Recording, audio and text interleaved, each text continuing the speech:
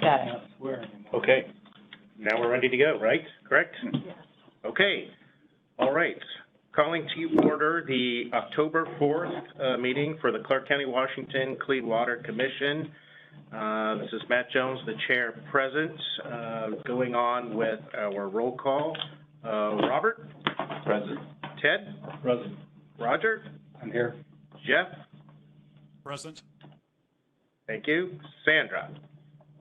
Have we heard from Sandra? Yes, she is out of. She will not be present. No. Okay, Sandra will not be present. Justin? Here. Kate? Present. And Josh? Present. All right, thank you. Okay, next item is to approve the August 2nd meeting summary. This is the following page, is it? From the following page from the agenda at the meeting? I believe so. Okay, just checking my assumptions. So it looks like, Bob and I talked, looked like one issue, the very first one, that Bob did not call the meeting to order, Oh, that we believe it might have been me. You're right. Okay, Next time you can definitely call and let me know that ahead of time so I can fix it. that's the only comment I have. Does anybody else have any comments about?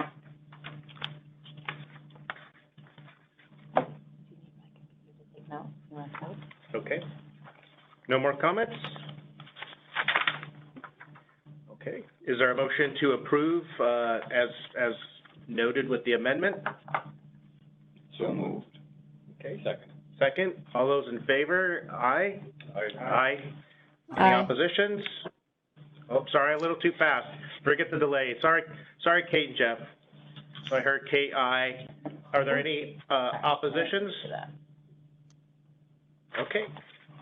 The meeting summary is approved with the amendment noted. Okay. Moving on. Public comment submitted. Alice, Devin, do we have any? We do have one request to give public comment at the December meeting. Okay. Very in advance.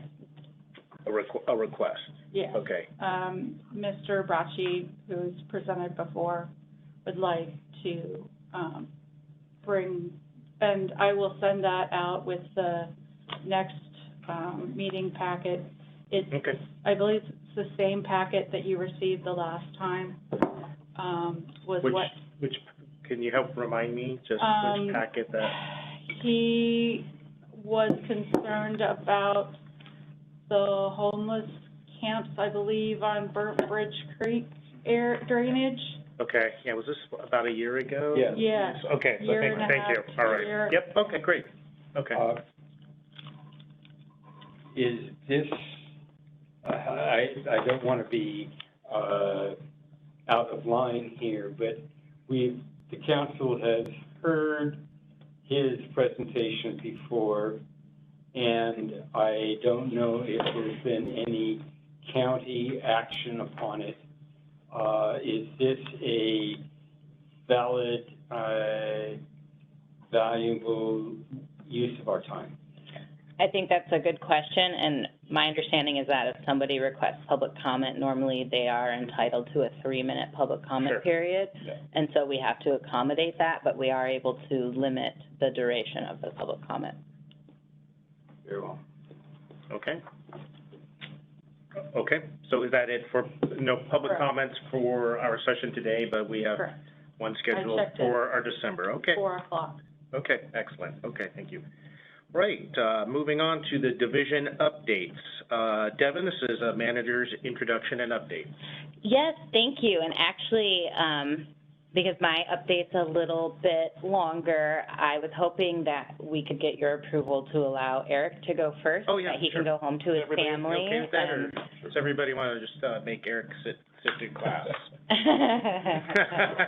Okay, all right, yeah. He has worked a full day, so. All right, Eric, yeah, so why don't you go ahead and go. Yeah, so our past events included the student video contest recognition event at the Movies in the Park at Columbia Tech Center. That event was hosted by the City of Vancouver. it went really well. We tabled for Canines for Clean Water prior to the movie for a couple hours, and then I got to give a shout out to the City of Vancouver Parks and Rec staff, because our stormwater partners that were going to help me out in the tabling had all fallen ill like the morning before, so they helped me kind of facilitate that and get things set up, so I really appreciate their help. Also, early September it was, I did some work with Ashby Family Care. This is an organization that serves developmentally disabled adults and young adults, and so they asked me to do a presentation, which I did, and then wanted to follow up with a field trip event, so we turned that into a stewardship event at Kleinline Park, where we kind of did a walk and talk and talked about some of the hydrology, Salmon Creek, and they were able to get some stewardship hours by helping to pick up along the Salmon Creek Greenway Trail. So that was a lot of fun. I love doing that type of stuff. That engagement was a result of the Multicultural Resource Fair that we attended for the first time this year at the beginning of June, I think that was. Upcoming on November 9th, we have the Clark County Green Schools Student Summit at Clark College, and that's the Green Schools program, which is out of Clark County Public Health, funded by Solid Waste. And I show up there and make myself available to teachers that are looking to certify in water and school grounds, and offer support in that aspect. And then also, a week after that, we have the Stormwater Partners Symposium on November 16th.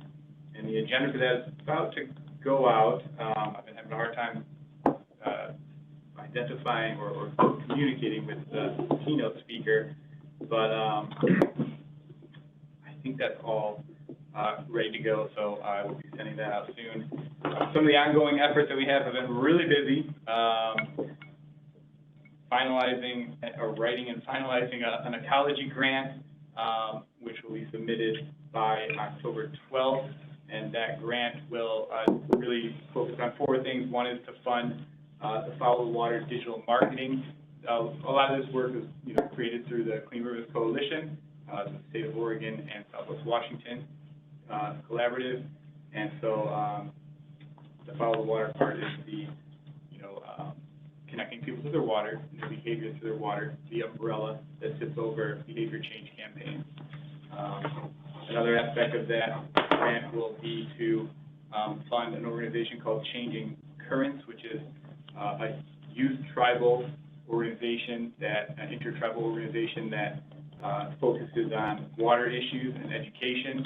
And so we're asking them to develop content for the Follow the Water social media campaign and channels, and they've got some really neat ideas for that. And it's really one of the goals and one of the priorities for the Clean Rivers Coalition is to center Indigenous voices around watershed stewardship and values. So I'm looking forward to that part too. Kind of the biggest part of this grant is, I think I may have mentioned this before, previous symposiums, or maybe to you here, the What's Your Lawn Style Behavior Change campaign developed by the Clean Rivers Coalition through some EPA funding.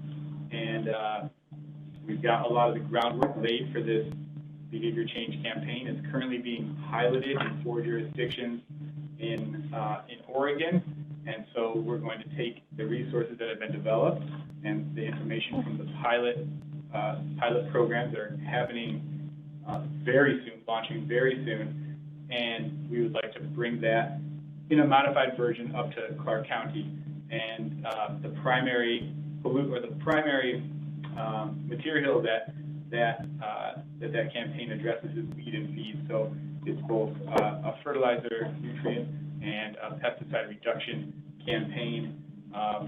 It's really 4 main pieces, and one of them we're hoping to work with the WSU Master Gardeners. They're also piloting a neat program to lead walking tours in new developments on natural yard care, and so we'd like to be able to partner with them for that, and then to engage the participants on that to, I guess what I'm calling, facilitate collective resource sharing for natural yard care. A major barrier for natural yard care and the practices that we recommend, such as aerating, is getting the equipment out there, and so or getting compost to spread. So is there a way that we can organize neighbors to collectively share resources to both lean on each other from a technical standpoint for natural yard care, but also sharing the actual resources to make it happen.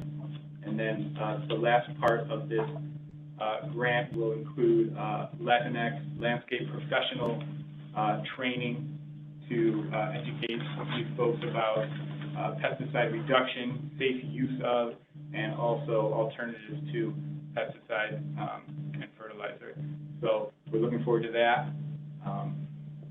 And I also have, I should note, at the very end of this bullet number 6 here, new business in action, there is a 6C is a request to the commission to provide a letter of support for this grant. And so when I'm done with this, I will ask if you have any questions about that before I head out. In fact, I'll take them now if you have them. Is that the last page, the 1-2 ecology for changing behavior to reduce nutrients? Correct. Okay. Yeah, that is that. Last page in your packet, if you're looking at a packet. Eric, do you have any phosphate reduction programming in there? The primary, I think inherently there will be that.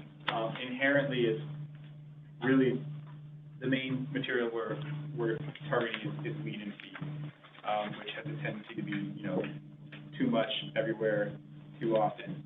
And so, broadly speaking, there will be discussions about reducing fertilizer in general and strategies to reduce and limit fertilizer use on lawns primarily. I say that because I watched Camas fertilize his park with a 20-0-20 fertilizer, no phosphate in it, and I kind of did a jake because I was pretty damn happy that finally somebody had gotten the message. And if we can make that message clear in your grant and in all that programming, you didn't have some people blinking and raising their eyebrows at it, and they go for it. Yeah. I think it's something to really look at. People hang away from phosphate because it gets a little bit political, but I think the time is coming. Yeah. I know the recommendations that we do have with the current What's Your Lawn Style resources is to use slow-release fertilizers and apply at very strategic times of the year and not just indiscriminately whenever you're broadcasting something. So thank you. I'll definitely incorporate those ideas too if we get this grant. Any other questions about that? All right, well, some other things we've done is we met with iUrban Teen. I'm not sure if you're familiar with this group. They're actually right around the corner here. And their satellite office for Portland region is right here in Vancouver. It's an organization that works with a focus on BIPOC youth, introducing them to STEM careers. And so they have a number of neat initiatives, and I know that a number of you are professionals that may be able to support this type of organization. But they're looking for people that are in the STEM fields, particularly people of color, who can help out with STEM tours or presentations. They just sent me something today about an event on October 28th at Clark College, where they're looking for some STEM professionals to lead like a 50-minute demonstration, and like 3 groups will come through at different times, and you'll be able to introduce a STEM career in an engaging way, not just a talk, but, you know, an activity and a demonstration or something like that. There's a lot of different opportunities for that. I think when we talk about environmental justice and getting feedback from a diverse community, one barrier that I've recognized is identifying enough people in the professional field, like many of you are professionals in water quality, and there's not always many people of color in that type of field, you know, prepared and able to give feedback and participate in the same way that someone that has that professional experience is. So workforce development is one of their goals, which I think is a real strong nexus to environmental justice. I'm also going to be then connecting back again with, there's a number of new public health green program staff, that's Green Business, Green Neighbors, some of those programs, so I'm reconnecting with them. I'll be meeting with them tomorrow to both discuss the grant and some general coordination. Our Backyard Habitat Certification Program, and this is a little bit old news, but Q1 and 2, the report from that time showed that they conducted 32 visits in unincorporated Clark County and certified 5 properties for the Backyard Habitat Certification Program. And then regarding the Clean Rivers Coalition, I've been connecting with, you know, on behalf of Clean Rivers Coalition with STORM, which is a Puget Sound Regional Partnership, and also I just met with some of the Eastern Washington folks in their permittee meeting briefly today to talk about Clean Rivers Coalition and the Follow the Water work as well. I've been advising on a website update to improve the, I guess, the user experience of the website and to make it more clear what our initial goals and mission are. So that's been a great project. And we're also planning a fall forum, and when that comes out, I'll be sure to share with this group in case any of you want to check that out. You know, the Clean Rivers Coalition, as I think I've said before, they've been a great group to be a part of because a lot of people, you know, that maybe aren't wearing all of the hats in a very, very small jurisdiction, which can be limiting to participation for smaller groups like the Stormwater Partners with just, you know, a handful of jurisdictions involved. So I guess I'll leave it at that. If there's any questions, I'm happy to answer.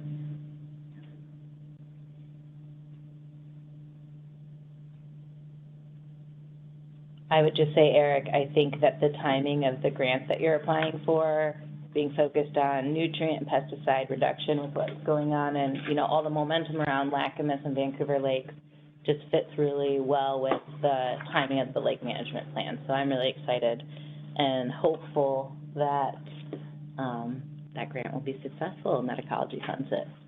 Because that's one of the missing pieces I heard you speak to, Roger, was really how do we incorporate fertilizers and lawn care into the discussion, and I'm glad that you've been thinking about ways to do that. Yeah, and it's definitely, you know, initiated as through a toxic reduction grant, so the focus was on pesticides, but thankfully through some of the Oregon pollutant ranking database, which was created by Carrie Handley and another colleague of hers, that identified lead and feed as a primary source of pollution that we should be going after in a behavior change process that also incorporates fertilizers. So that was a great convenient opportunity there.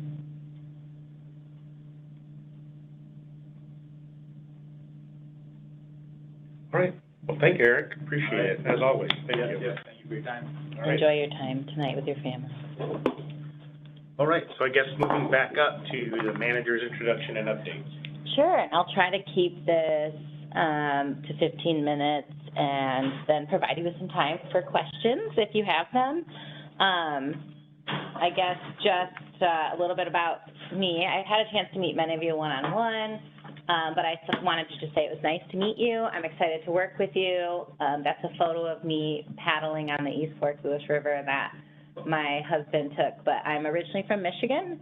I did my bachelor's degree in biology in Hawaii, and then moved back to Michigan for my master's degree, focused on natural resources and environment, and worked for about 3 years in Detroit, and then decided I wanted to make my way out west, and I found myself in Washington.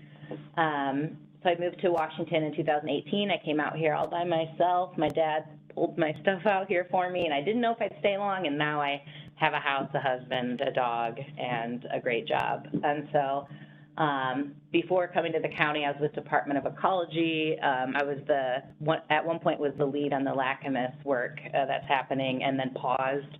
Part of the reason that paused is because I left. And now it's picked back up. I'm very thankful that work has continued. And then most recently, I was a policy lead at the Department of Natural Resources, focused on Puget Sound. And then I had brief stints at Fish and Wildlife and also at Seattle Public Utilities before I decided to land at Clark County. Outside of work, I am on the Clark Conservation District's board. Previous volunteer work, I was on the Watershed Alliances board at one point with Ted. I was also on the Lower Columbia Fish Recovery Board's Technical Advisory Committee for 2 years. Have any of you done Leadership Clark County? Highly recommend it. I'm class of 2020.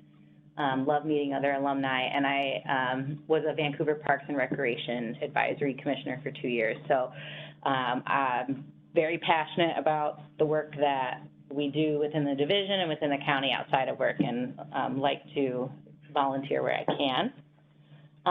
Family life, I live in Central Park, right by Clark College, so I bought an e-bike to ride to work, even though I could probably just ride a regular bike. I'm just lazy. I got married last year to a U.S. Postal Service worker, so thank your mailmen and women. And I'm a stepmom. There's a photo from our wedding last year to a 10-year-old girl who goes to school in Salmon Creek. She's in 5th grade. And I'm a dog mom, so these are a picture of my 2 dogs, Winston on the left and Oliver. He passed away recently, but he's a schnoodle, and they're my babies.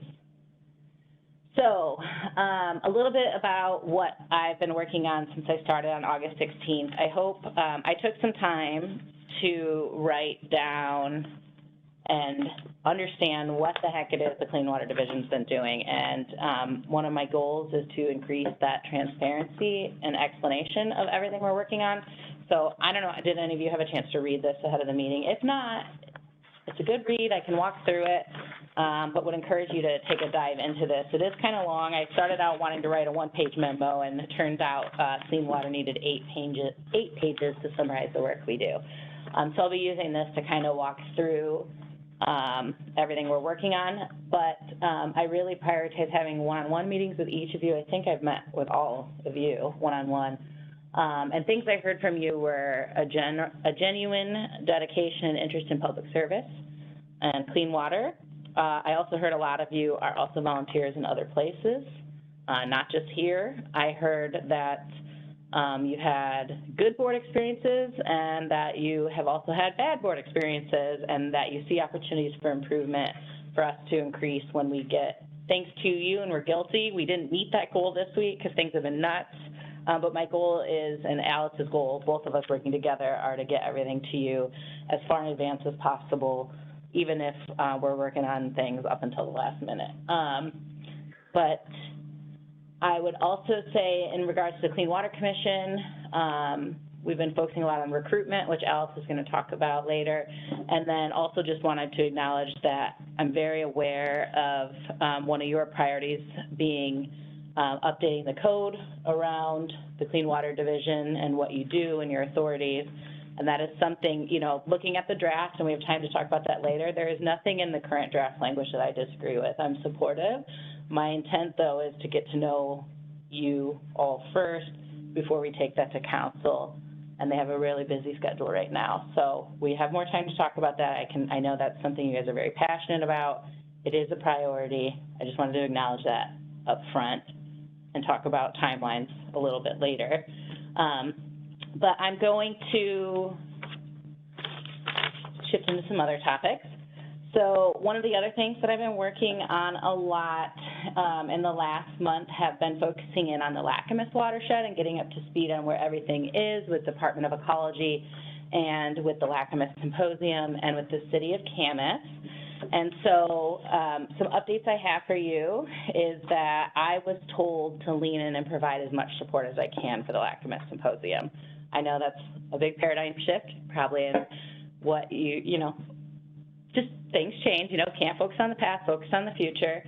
But I've really been working and talking with Roger a lot to see what we can do to help make that event successful.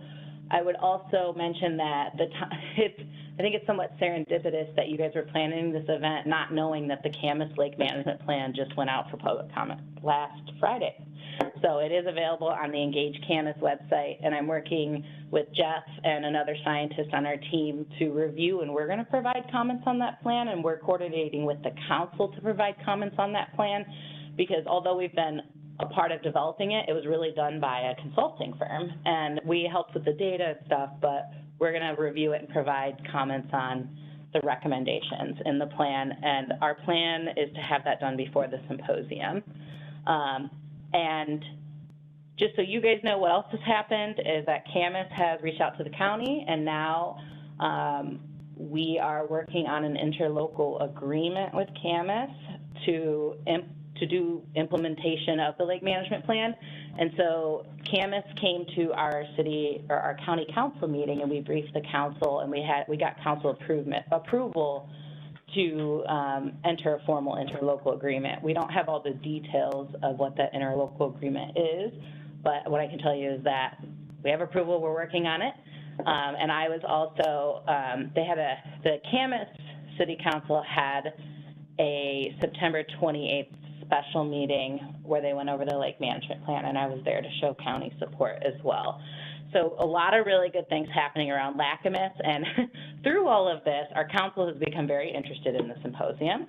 And what I can say is that the council all had council time scheduled for the 25th, and they were concerned they wouldn't be able to make the symposium, and they actually canceled their council time to be at the symposium. That's how much of a priority and how much interest there is, not just from Councilor Medvigi, but also from Councilor Marshall and others. And we can talk more about those details later and what that means. But in talking with Roger, we met out at the lodge. I was like, what is the goal for this symposium? And what I heard you say, Roger, and you can correct me if I'm wrong, but really to get all the key decision makers and implementers in the room on the same page with the science and data so that we can get to action. And so that's what I'm trying to do right now, is get everyone that's supposed to be in the room there so that we don't have to then keep having the same presentation over and over. So I'm really jazzed about today. And I'm thankful coming in that I'm hearing my leadership is being more supportive of the symposium. And I think it's really great timing, and there's a ton of interest. Moving on from LACMS, we mentioned that we're working on grant applications. We have more time later, so I won't get into all of those, but we're also applying for, in addition to the nutrient and pesticide work that Eric just talked about, our staff are applying for implementation of the Heritage Farm wetland restoration you may be familiar with, as well as we're a partner on an application to do more Poop Smart Clark work, septic and monitoring work, focus in the LACMS watershed. So all good things. Vancouver Lake Proviso, I know this is something that Ted is really interested in. And so my understanding is we really became aware that that was successful through the commission, right? Correct me if I'm wrong. Yeah, it was the commission that were, from you. We actually had the Herrera work session back in July. That's when we got word that there was that next phase. And I'm being in the spirit of transparency, we reached out to Ecology, our lead freshwater algae person, they didn't know about it either. But now they do, and we're all confirmed, we're on the same page that there is a proviso. And so I'll be the lead staff during the negotiation phase and working with you and Friends of Vancouver Lake to figure out what does this thing look like in the RFP, and then Jeff will continue to provide like technical support. That is a top priority because I know that has it's time sensitive, the provisos for July 2023 to July 2025. So I'm already wondering, like, can we move forward the start date? I don't know what the logistics are, but I can say that we're in touch with the right people at Ecology. Finally. That was just last week, so. Another big thing, this is a top priority. I don't know if you guys are aware of this, but the clean water fee is the majority of our budget. It's how we pay for, do you know what percentage it is, Jeff? It's the majority, our clean water revenues. Otherwise, we rely on grants. It's like 80, 90%. We are projected to have a deficit by 2026, which means if we do not increase our clean water fees, we will have to cut programs, which then puts us at risk, and we cannot be in compliance with the permit. It means decreased operations, nothing above and beyond. So when we're talking about lakes, right, that's technically above and beyond. So I'm prioritizing the clean water fee study right now because, one, our funding for our program is important, but two, if we want to do anything above and beyond, we need more money or grants or provisos or whatever it be. And so our big ask to the council on November 15th is we have requested $75,000 to hire a consultant to do a fee study, and it needs to be done by September 25th, or September 2025 to be implemented in 2026. We're hoping we have council support, but they actually previously declined it because, and we don't need to get into all the details about why, but we want them. Get into some superficial details, then. They were concerned, they wanted us to do it in-house, essentially, and we think that a rate study is very technical and all-encompassing. You need to consider asset management, infrastructure reaching its end of useful life, staffing capacity.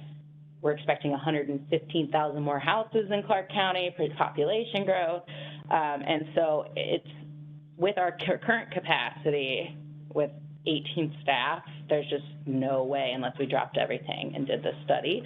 So we are hopeful they will change their mind and allow us to hire a consultant to do the work.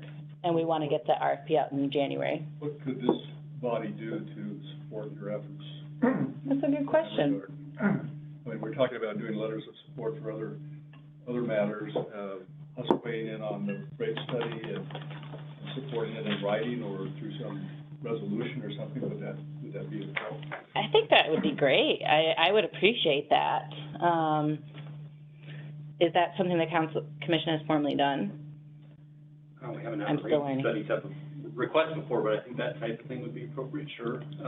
It hasn't been updated since 2015. Yeah, 2015 was the last time the rate was adjusted at all. And as Devin said, I think the pushback we got from council wasn't that they didn't think a rate study was worthwhile or that we needed more money. They were simply concerned that, well, it's so obvious we need more money that maybe you should just do it in-house and tell us what you want. So they were very supportive of the concept, but they weren't really interested at that time in spending additional dollars to get professional help to do it, or external help to do it. So, but like Devin said, we're a little concerned, I think, that we would have the bandwidth and some of the skill sets internally to do what we need to do. The rate studies that are typically done for municipalities are always done by outside people in Yeah. part because you want that independence. Third party. Of a third party using fresh eyes on your whole operation and then making a recommendation rather than coming from in-house. So, I don't know. I think Yeah. your idea of resolution from this body would be appropriate for basically all the reasons you spoken. Yeah, the optics alone, I would feel more comfortable with a consulting firm with the expertise giving us a recommendation for our council rather than us trying to pick a number. And what if we picked wrong, you know? And we're still building our asset management system too to truly understand how old are some of our pipes, when are they going to break, how much is that going to cost? And those are things we need to be considering. So that is our top priority. And we need to get it, council's making their decision on December 5th. So we need to, this is our. The decision for what?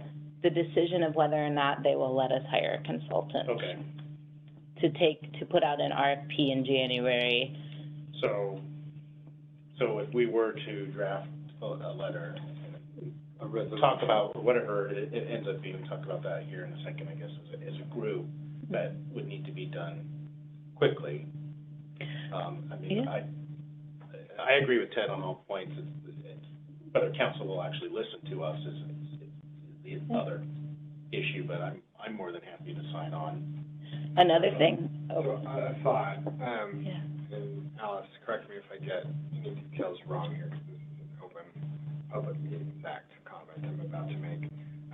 If we all draft a letter, bouncing it around, and then decide to send that letter once it's been drafted, that decision needs to happen in an open public meeting, and we're not gonna have one before council makes the decision. So what I would suggest is that we make a decision to delegate that task to 2 or 3 members of the commission and sort of pre-approve, you know, here's what we want in that letter, and here's the 3 and the decision is, here's what the basics that we want in that letter, and here are the 2 or 3 people who are going to write that letter on behalf of the rest of the commission, and then we're all basically making a decision as a Clean Water Commission to delegate that task and ability to, you know, 1 or 2 or 3 commission members. So if we're gonna do that, we'll have to make a decision tonight, and basically Or delegate that. there to is some one other members. option.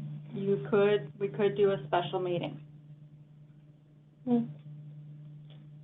I'm open to either of those things.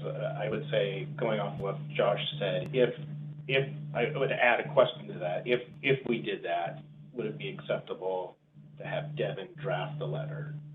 Or is it something members of the commission want to be, because you know what you're looking for. Ted had all of the lines that went into it. Could you draft that letter?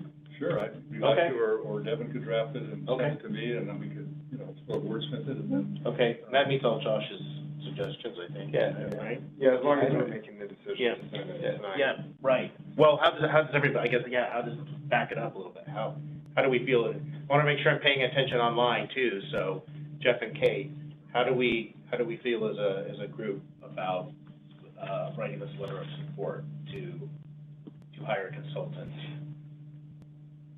Is our support valuable in this instance?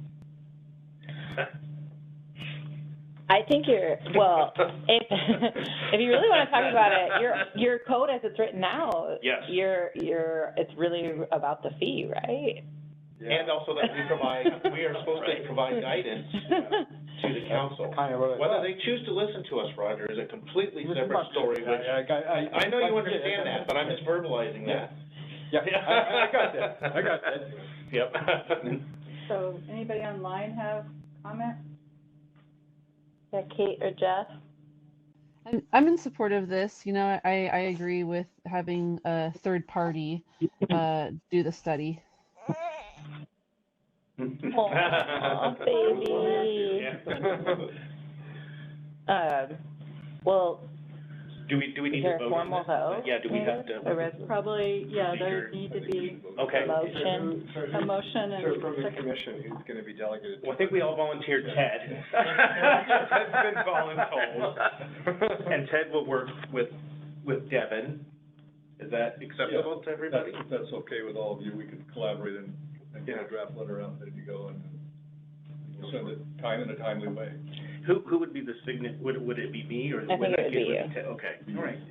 So then we'd be delegating it to you. I guess so, if I have So to sign if it, yeah. you have to sign it, we'd. If I have to sign it, I would like to To see it. Ted and the chair. Yeah, your name's going in the Yeah. Okay. We'll make sure we didn't Cool. say anything inflammatory in there. And so is that a motion? So do you have a? Bob is laughing because he knows, Yeah. I'll vote motion. I move that the Clean Water Commission send a letter to county council in support of, an outside contractor for the fee study, the Clean Water fee study, and that, Ted and Matt would be the designees for that. Second. All right. you. All those in favor? Aye? Aye. Aye. Aye. Any opposition? Okay, that, motion is approved to write the letter of support. Okay.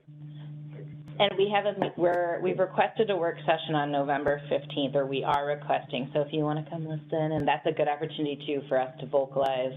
Our Clean Water Commission wrote this letter in favor. If any of you are there, acknowledge you're there. You're not required to be, but. I will be out of town, Yeah. so just, Hopefully that's the reason I won't be things there, will be is I'll be out of town, but. To Devin, the fee study needs to be more than what's it going to take to maintain current activities. It also needs to look into what's about to break or is in need of replacement or at the end of its useful life. That would be my goal. Because there might be costs beyond just maintaining current operations. Okay. And we're drafting, because the next step, if we get approval, or when we get approval, I'll manifest it, would be to launch the RFP. So we're actually starting to draft the RFP so that we can hit the ground running, because it's only 2 years to do the study, make decisions, and then get it implemented and out to the ratepayers. And it is very essential to being in compliance and just being able to do more. And I would just also add, I know in your letter, and I've heard you all say an interest in doing and working on more than stormwater and being able to do things in rivers and lakes, which I'm all for. When I think clean water, it's everything, right? But the smaller that clean water pot gets, it's just going to keep narrowing us in on stormwater. And so I think part of this discussion too is around how we're authorized to spend that money. And our council is very interested in making investments in the lakes right now. If they want us to do that, then there's a conversation too that has to happen around fee authorization and what we're allowed to do. And you're going to see as these lake management plans roll out that there are stormwater implications in both of them, which includes retrofitting of facilities and maybe even establishing a stormwater treatment program that, where you actually have a stormwater treatment center as maybe a starting point. And all things require capital funding at a fairly high level. So I think, bringing in a third party to do this is absolutely the right way to go. And it also gives the council a little bit of political cover.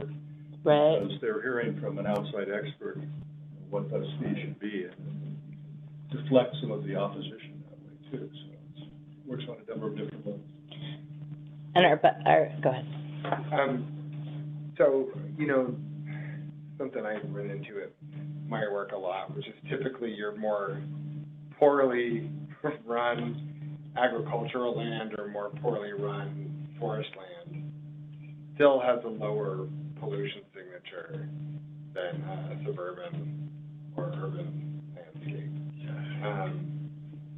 Right? So when I'm thinking about this problem, we have the fees for stormwater facilities and so on. But part of the reason it's an issue is because the council has not ever put substantial amounts of general fund money into the clean water program. Is that correct? I'm going to defer to Jeff. I just know that we're mainly funded by clean water. It's fees, grants, and so on? Since its inception in the year 2000. Yeah. It's been an enterprise Fees and fund grants. that is specifically used for stormwater implementation, and that's where, we've not had a general fund nexus. Which has actually been a good thing sometimes too, because the general fund tends to be a little more volatile, right? And a little more people looking at it. So like Lacamas, for example, I'm running from meeting to meeting today. So my other commissioner hat is for East County Fire and Rescue. It's one of the fire commissioners there. And so we're seeing a lot of development, and it takes two forms. One is properties being subdivided to, typically 5 acres, with no additional infrastructure, just 5 acres, house with a well and a septic system.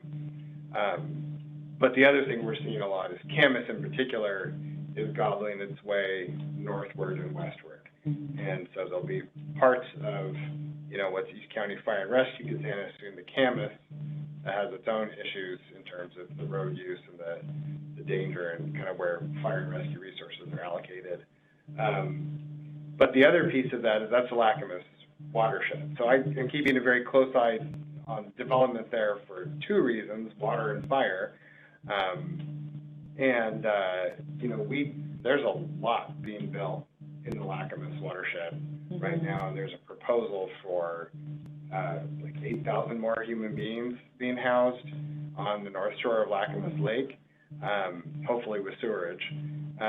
But like, that's a lot going in there. So something on the fire side we've been discussing is, do we need to, we being like the rural fire districts in Clark County, go to the county council and say, hey, you're adding a lot of load to us with your development decisions, so we need impact fees to cover that additional load you are adding to the fire districts by your decisions that we have no control over. But then that gets me thinking on the water side here, the Clean Water Division needs to be getting some kind of impact fee as the pollution load is going up. You know, the council is making decisions about adding a bunch of suburbia in areas that were formerly barns, lightly used pasture that is a nutrient sink, not a nutrient source.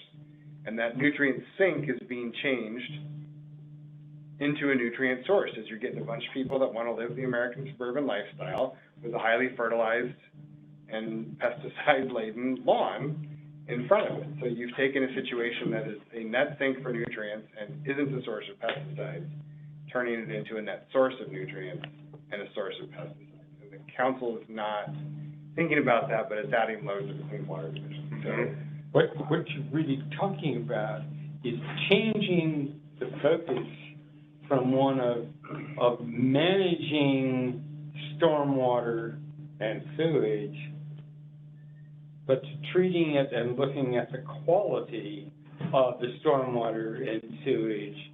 And that change is extremely expensive. Who would this be?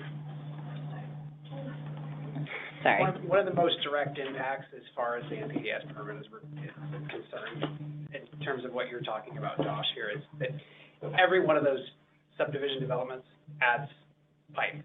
Every one of those subdivision developments adds a filter vault or a, God forbid, little tiny fire retention strip next to the sidewalk, which things, there's something. Love it when they're not central facilities. But the most direct impact is every single one of those is a regulated treatment facility, and every single one of those needs to be inspected. And I know personally that the inspection staff's already pretty overextended as it is. So, I mean, yeah, the most direct staffing impact is going to be that somebody has to go to every one of those facilities every year and make sure that either the private owner is taking care of it or make sure that county staff take care of it, or county staff have to go out and take care of it. So that's an operations staff impact. So actually, the staffing impact goes beyond just clean water. That's what complicates things even further with this, is that it's not just the 18 Clean Water Division staff, it's operations staff time too. So there's both additional workload on county employees in a couple locations in addition to the additional pollutant load from that sort of development. I think it's a great comment and something, you know, impact fees,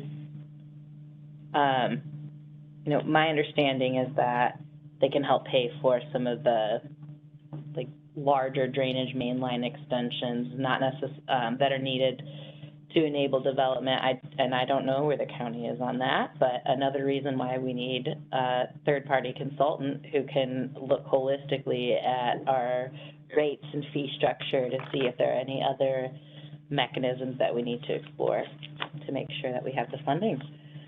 Because we know the county's growing, and it's just going to keep growing. I have to, you know, I'm on septic, but I have to pay somebody every year for my system to have inspected every single year. Special, you must have a special You must have a special one. On a lift, yeah. Okay. Yeah, on a pump, goes uphill to the sand. Okay. Well, thank you for doing that. Not everyone does do it on the regular inspection frequency. That's right, because if there's not the staff, no one's gonna enforce it. I'm every 3 years. Well, I'm glad to hear you're supportive of us focusing on this right now because it is very urgent. And just to try to wrap things up really quickly, another thing I want to make you aware of is We are anticipating right now renewal of our Phase 1 stormwater permit.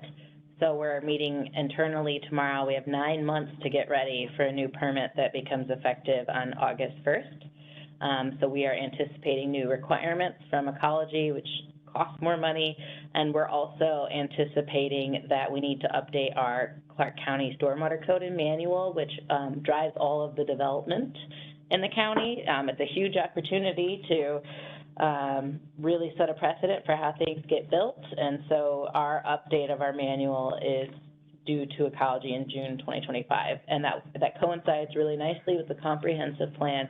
But I will say a fee study and a stormwater code manual update is a lot of work.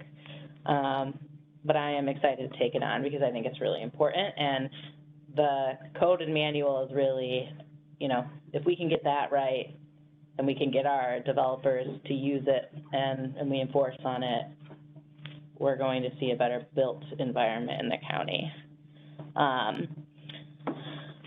To close it out, I want to give a shout out to our water quality monitoring team. They just finished a massive effort. They entered 2,500 hand-entered habitat measurements and observations per site, and they did 8 sites. And they collected and uploaded over 1.3 million data records to Washington State Department of Ecology. Insane when you think about those numbers, and that they're out in the field and they're handwriting all of that. So, and they're the reason that we know what's going on in our streams. And they recently updated our stream health report information. And they're doing a lot around continuing to find and identify what types of poop are in the water, and also have been working on some outfall and ditch mapping, which is super cool. We're doing some work on pollution prevention and assistance. We just renewed a contract. It's for 2 years, almost $500,000 that has to be implemented by June of 2025, and that's focused on going to businesses that have the potential to generate hazardous waste and providing them with technical assistance. There's also an environmental justice component that Alice is working on, which is super interesting. But other than that, we are renewing our interlocal agreement with Washington State University Extension right now for the small acreage program. We're renewing a contract with Lower Columbia Estuary Partnership, Vancouver, and the Port of Vancouver for Experience Vancouver Lake. We're still hosting outreach events, and we are also doing the 6-year stormwater capital plan, which Jeff is going to present on. And one fun thing that we're doing on top of all of this is the county just got a whole new online asset management system. It went live yesterday. I bought everyone pizza today because we're still working through it, but essentially it's an automation system that our inspectors can go out in the field and document a defect, and it will automatically trigger somebody to respond to it, and then we can pull all that data and better keep track of our assets. And we can also, it helps us figure out where we're spending the most money on things too. So wish us luck as we get through that. We have 2 big stormwater retrofit projects underway. I'll let Jeff talk about those a bit more if he wants. And we're also wrapping up the Phase 1. If you go by Heritage Farm, we're at 65% design on a wetland restoration. It's our flagship project, so our first big wetland restoration we're doing. And we just, we're finishing up a 13-acre restoration in the East Fork Lewis River, where we have planted over 17,000, almost 18,000 trees, and that will be complete this spring. So I am very lucky that I inherited a very competent, passionate staff that are very busy. We're small but mighty. I think 18 people doing all that work is pretty insane. And without me, that's only 17. And I'm really just here to help give everyone pizza. But, you know, one thing I want to say, you know, I'm trying to map out what next year looks like, but I'd rather have a conversation about what that looks like. But I appreciate you understanding that we're really trying to prioritize the fee study right now because it's kind of a make or break us. But my long-term goals are really increase the stormwater fee by 2026, along with approval to diversify how we're authorized to spend funds beyond stormwater.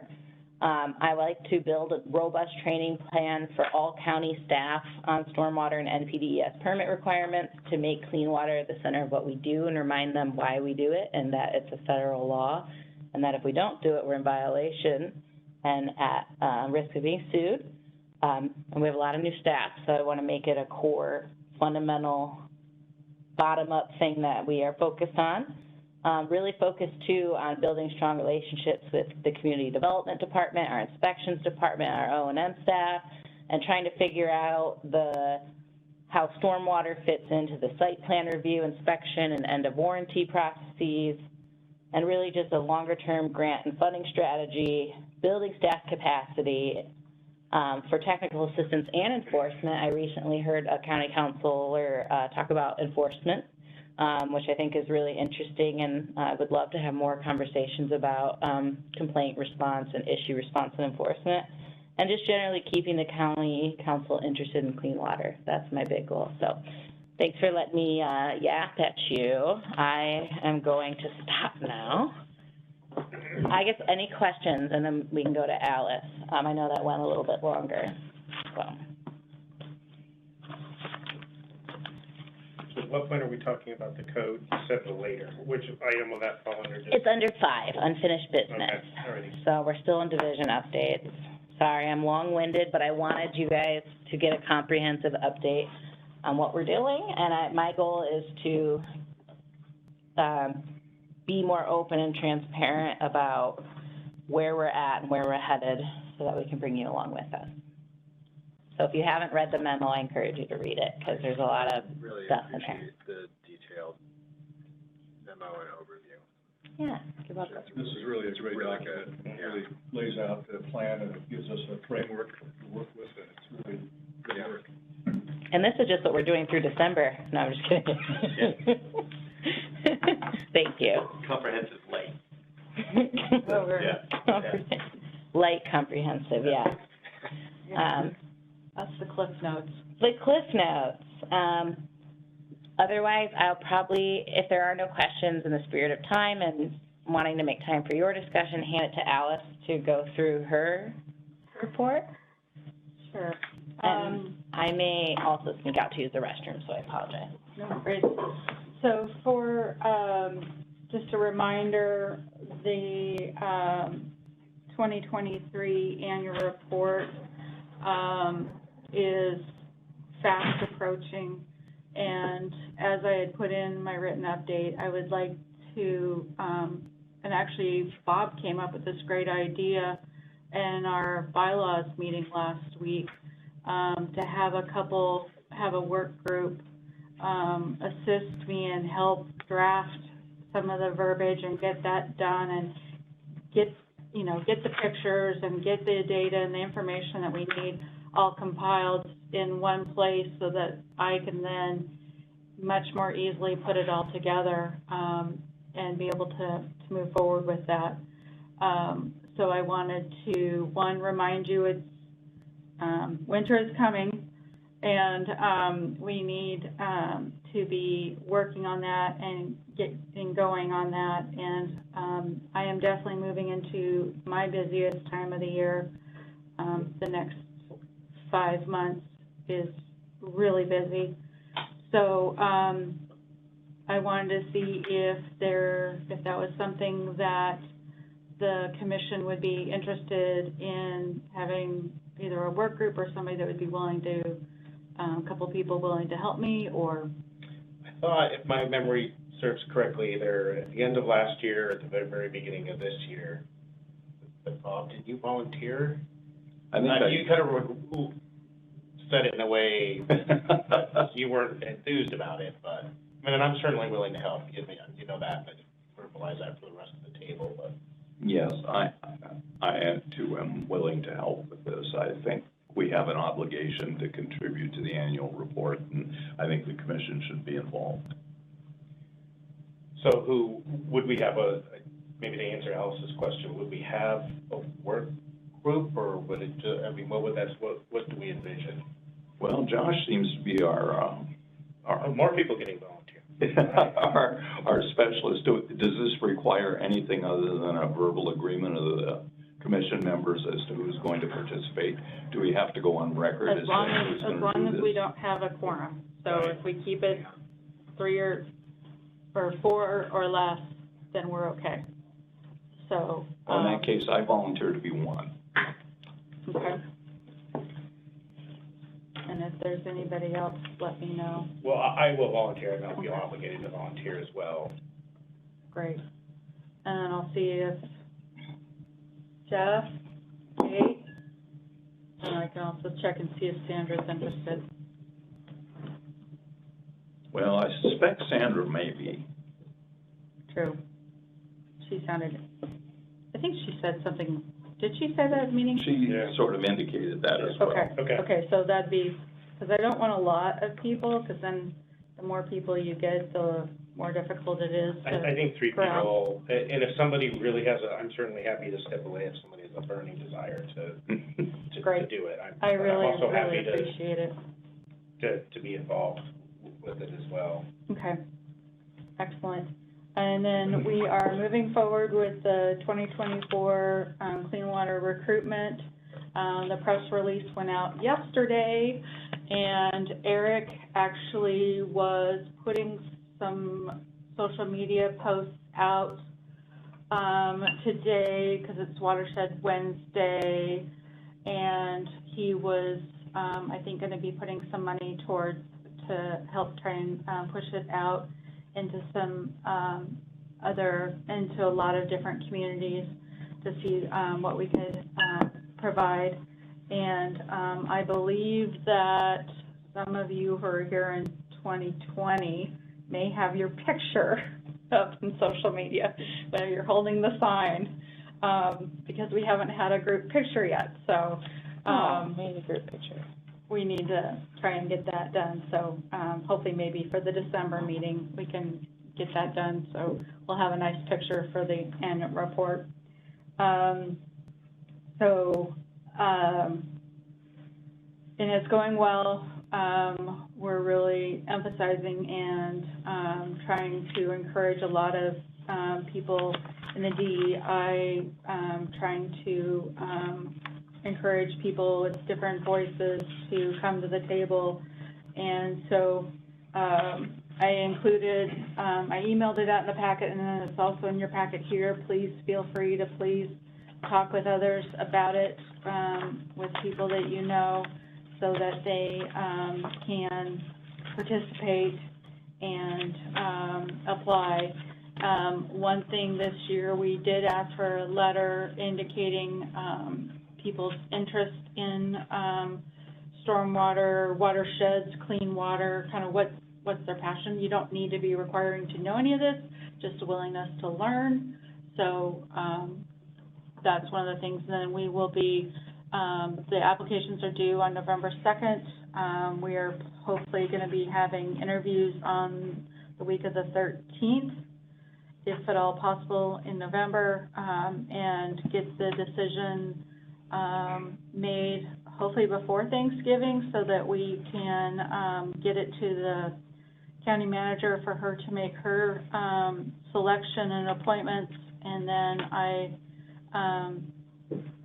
we had a conversation with Kaylee, the Public Works Community Engagement Manager, and also Michelle in the county manager's office, and we have a game plan to try and expedite that, but we're hopefully looking at mid-end of December, but if some of those meetings get canceled, it may have to be the January 2nd date, which will still be okay because we're having training in, I'm shooting for mid-January, because I don't want to do another back-to-back week of training. Where last year we did the training the week before we did the meeting, and I think it makes a lot of sense to have that.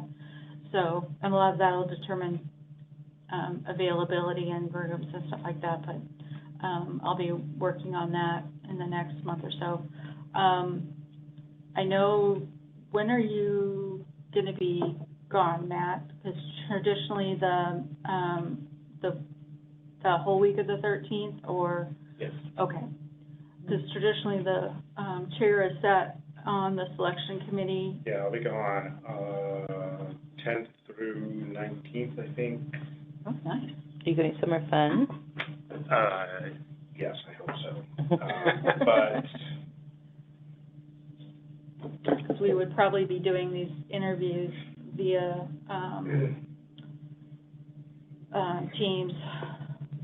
We could always bump it if we have to. Yeah, I mean, we can do it the week So of early. Thanksgiving if you're not going anywhere fun then, or if you I would don't rather think have. so.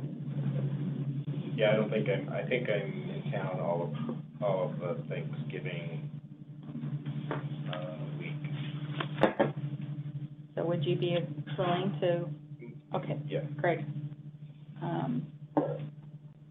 And then I'll get your availability for that, hopefully the Monday, Tuesday. Who else will be? Traditionally, it's been, the division manager, myself, and the chair. Sometimes vice chair. Okay. And then last year, because you were on it, you were one of the candidates. Right. It was Bob, or can't remember who the vice chair was. Well, No, Brendan couldn't do it, and so we ended up having the three commissioners. And my challenge with that is sheer logistics of juggling 5 or 6 calendars plus the candidates' calendars. So if we at all can, I would like to limit it to 1 or 2 at the most commissioners on it, because that has worked the best in the past. well, so we have there's 3 vacancies. We Three. always put out for 3 vacancies, It's Justin, Josh, and Roger. are the 3 positions that term is up this year. Okay.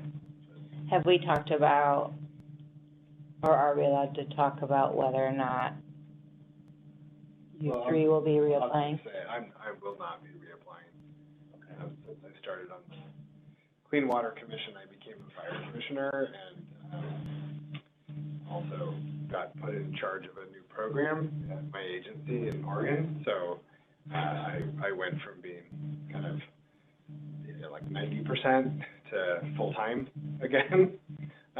So I just don't feel like I am putting the amount of time and effort into this I should be. I'm going to occupy a chair. You know, I even forgot the August meeting, which I felt pretty foolish about. So, anyway, Okay. just Thanks given the way for letting things- us know. I appreciate the No, truth. Yeah, no, absolutely, yeah, no one holds it against you. I guess continuing in that vein, are we, maybe it's unfair to ask people to make a decision now, so I thank Josh. I'm only saying something because No, I I've already appreciate it. decided. I've Yes, given it thank a you. lot of thought over And this thank you year. for your service. How long has it been? This will be 6 years. It's a lot of Yeah. time. Yeah. We'll have to have a party for you. I don't feel like I've done a whole 6 lot. I mean, years, though. The real work is the staff. December party. Sure. So I guess my question is, who has an interest in serving on the interview panel of those whose terms are not up? Because it really comes down to Bob, Ted, Jeff, And Kate. Sandra and Kate. Sandra, and Kate. When was the interview panel? It'll probably be the week of Thanksgiving, because Or I guess, yeah, Matt's Josh, not you could available. volunteer too. I mean, Yeah. Yeah.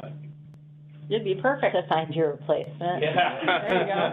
Well, do the people have to be in those specific watersheds as well, No. right? No, they don't. No. Okay, they're not assigned. No, Okay. and Good that to was know. something that actually came out of a annual report, presentation to the county council one year, was they asked, well, why don't you identify what watersheds that you, represent? Yeah. But that's not. More of an affiliation. Yeah. Yeah, it's that's just- only because the council thought it would be a neat idea to Oh, put our, where we reside, which watershed we reside in.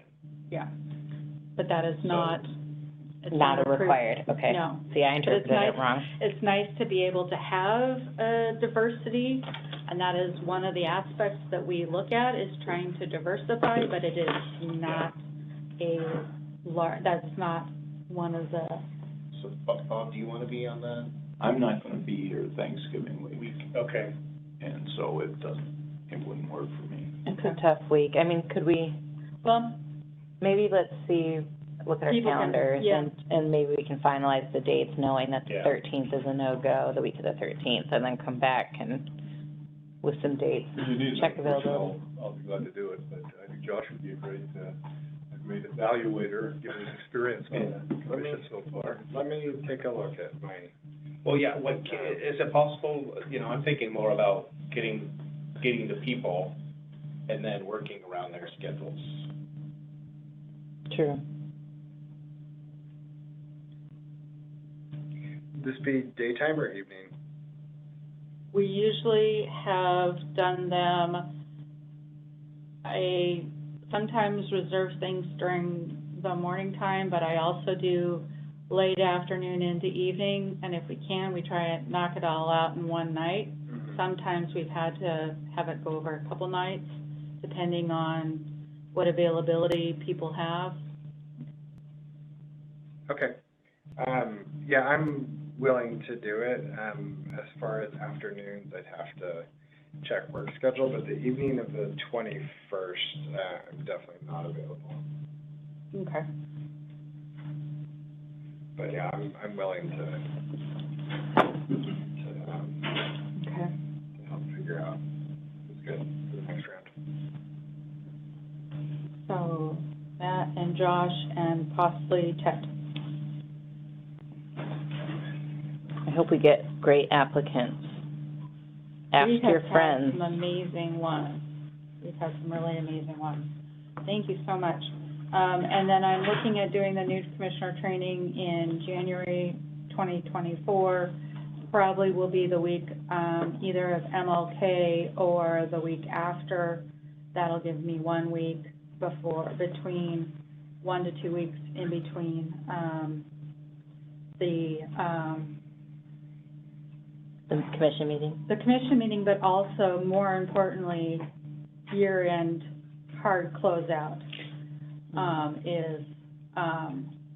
and that is that last week of December, and actually the week of, MLK. That Friday is the deadline usually, so it's really a lot of work going on that I have, for the financial aspects. So, that's what I'm looking at, and I will, at the December meeting, we can talk about if your vision is to have it again, just be, we've had 2 different options. We've had only new commissioners, or if you want to have a second meeting and have it also be, the whole commission have a refresher. Think about it. If you want to tell me now, great. If not, December, that'll be one of my needs, to go forward, because I'd like to try to get as much of it prepped before the end of 2023, just because I may also have jury duty in January, so, in Cowlitz County, so. Having them together is, at that time of the year, is, I think, pretty important because of the weather. Mhm. I mean, 2 weeks, 2 drives to town from all over the county, if you limit it to 1, it's less time out of those places. Well, it would be just the new commissioners coming in, who would get the training, or it could be everybody and doing the 2 meetings. And the new commissioners would come in, and or we could obviously do it, hybrid as well, and that'll be an option as well. But something to be thinking about. I'll ask for, how you'd like to do that, at the December meeting, but. And related to that, the next meeting is in December. I feel like we should put elections on the December meeting, because if we wait till January and there's, if there's, well, there will be, because Josh won't be here for sure. There will be new folks who, they don't know anybody, and I think that's a little unfair to ask them to raise a hand for somebody. I don't know if anybody has strong opposition to that or any opposition. Okay. You mean, We generally have approval? tried to have, we have generally have had elections at the November meeting. oh, sorry. So, this last year was the first time that we actually had them, I think, I think it was in January, wasn't in the at the Yeah. January meeting, at the January training, we actually did elections then. So, and that was, how the commission felt about it, but I think it sometimes makes it a little bit more difficult. And then the other thing that I'll be asking for, at the December meeting is, one of the aspects that the, annual report needs is your 2024 work plan.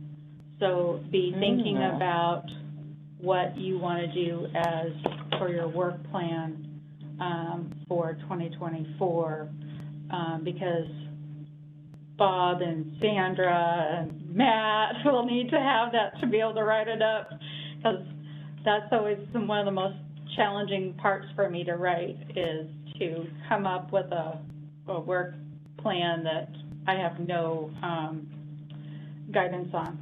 So that'll be something for you to think about and to potentially come to the table with some ideas. Be a great So- workshop for discussion.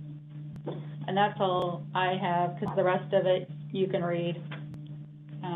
Does anybody have any questions or anything? So, okay.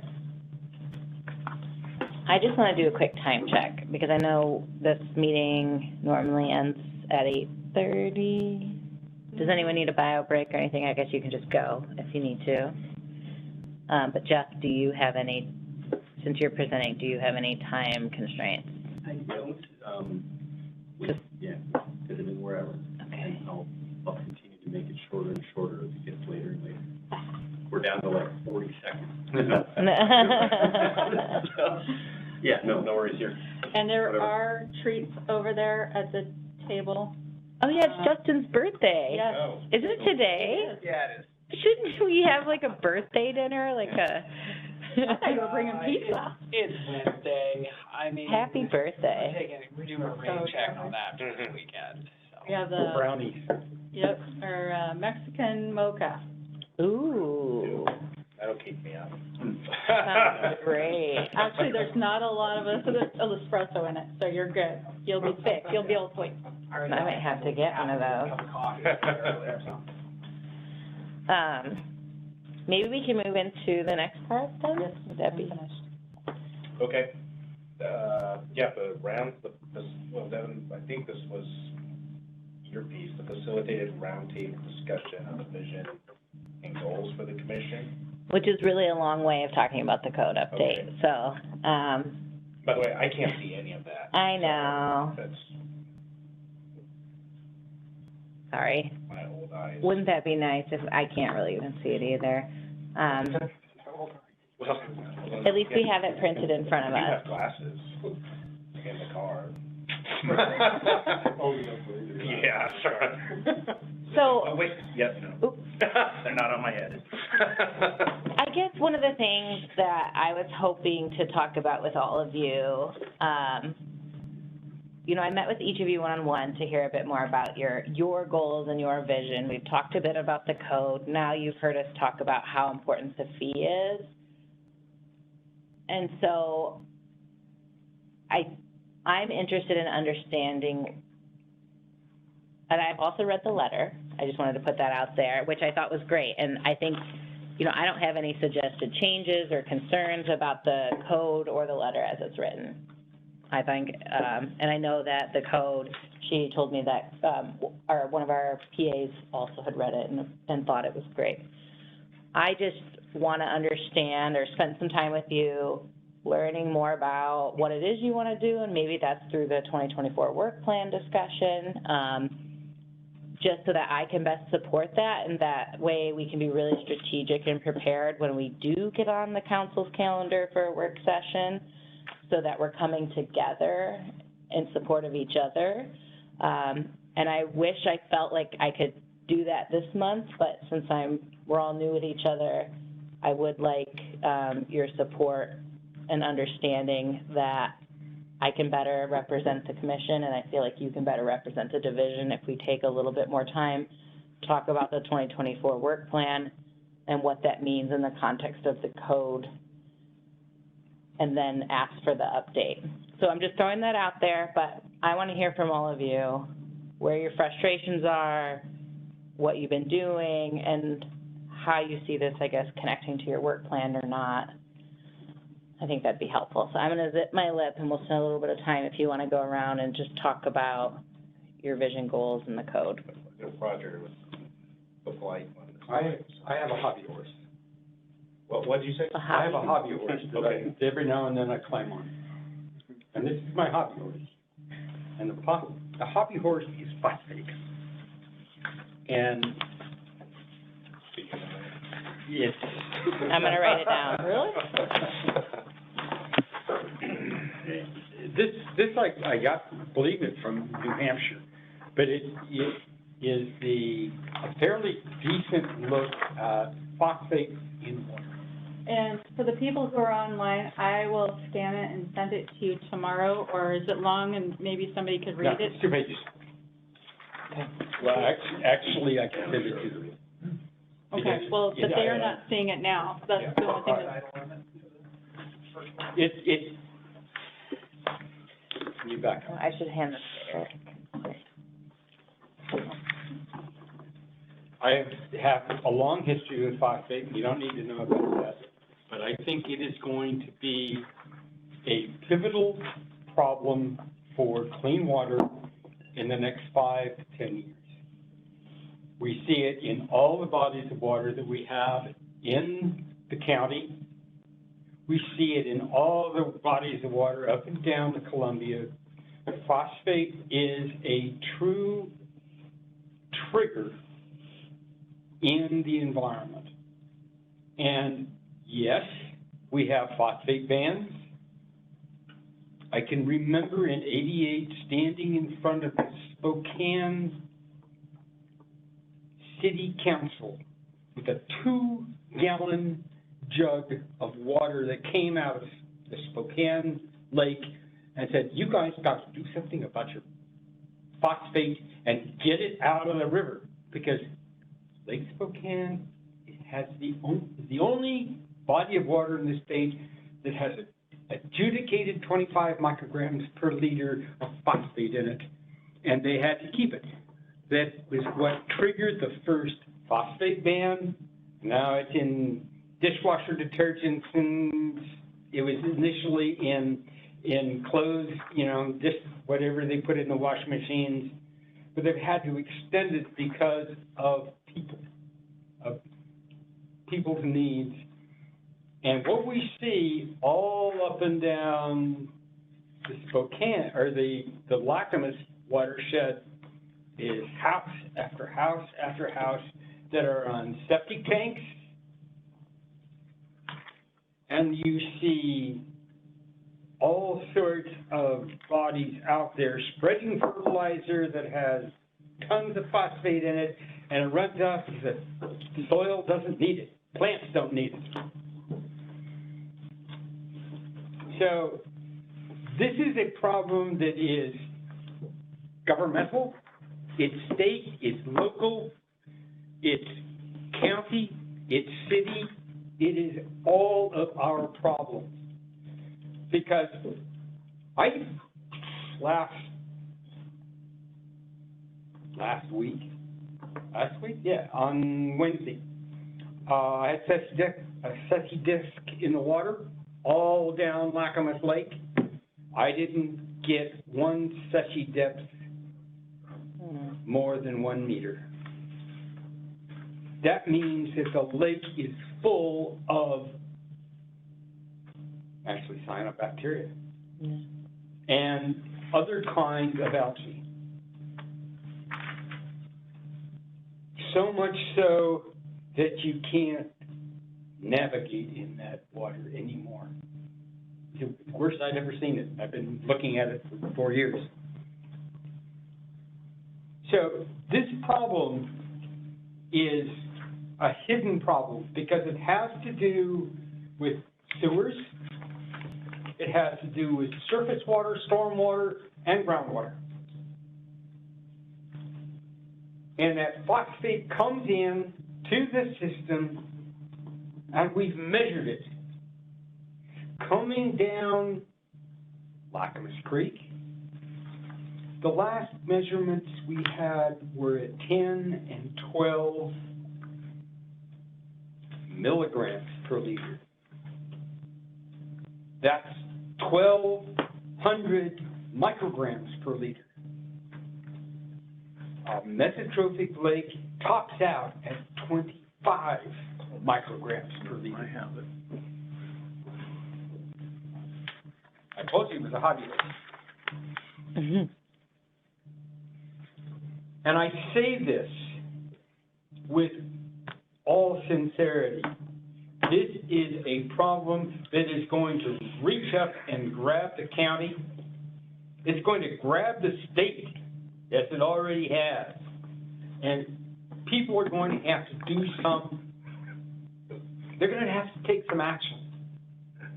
And we, on a Clean Water Commission, are pivotal in looking at this problem from county standpoint and communicating to others and doing more than communicating. It's an operations problem.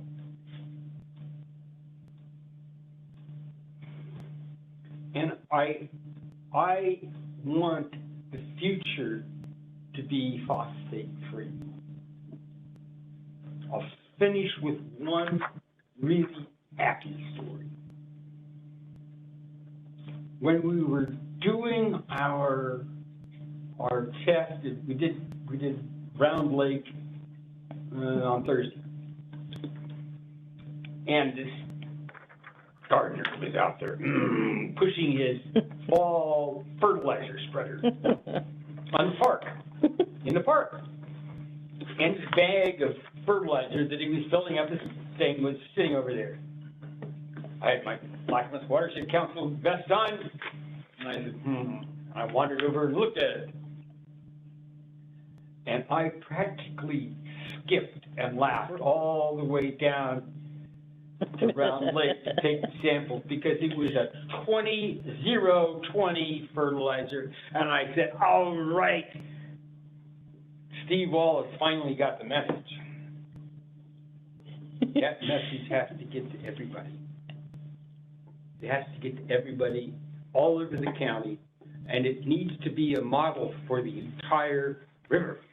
I'm talking about the Columbia River.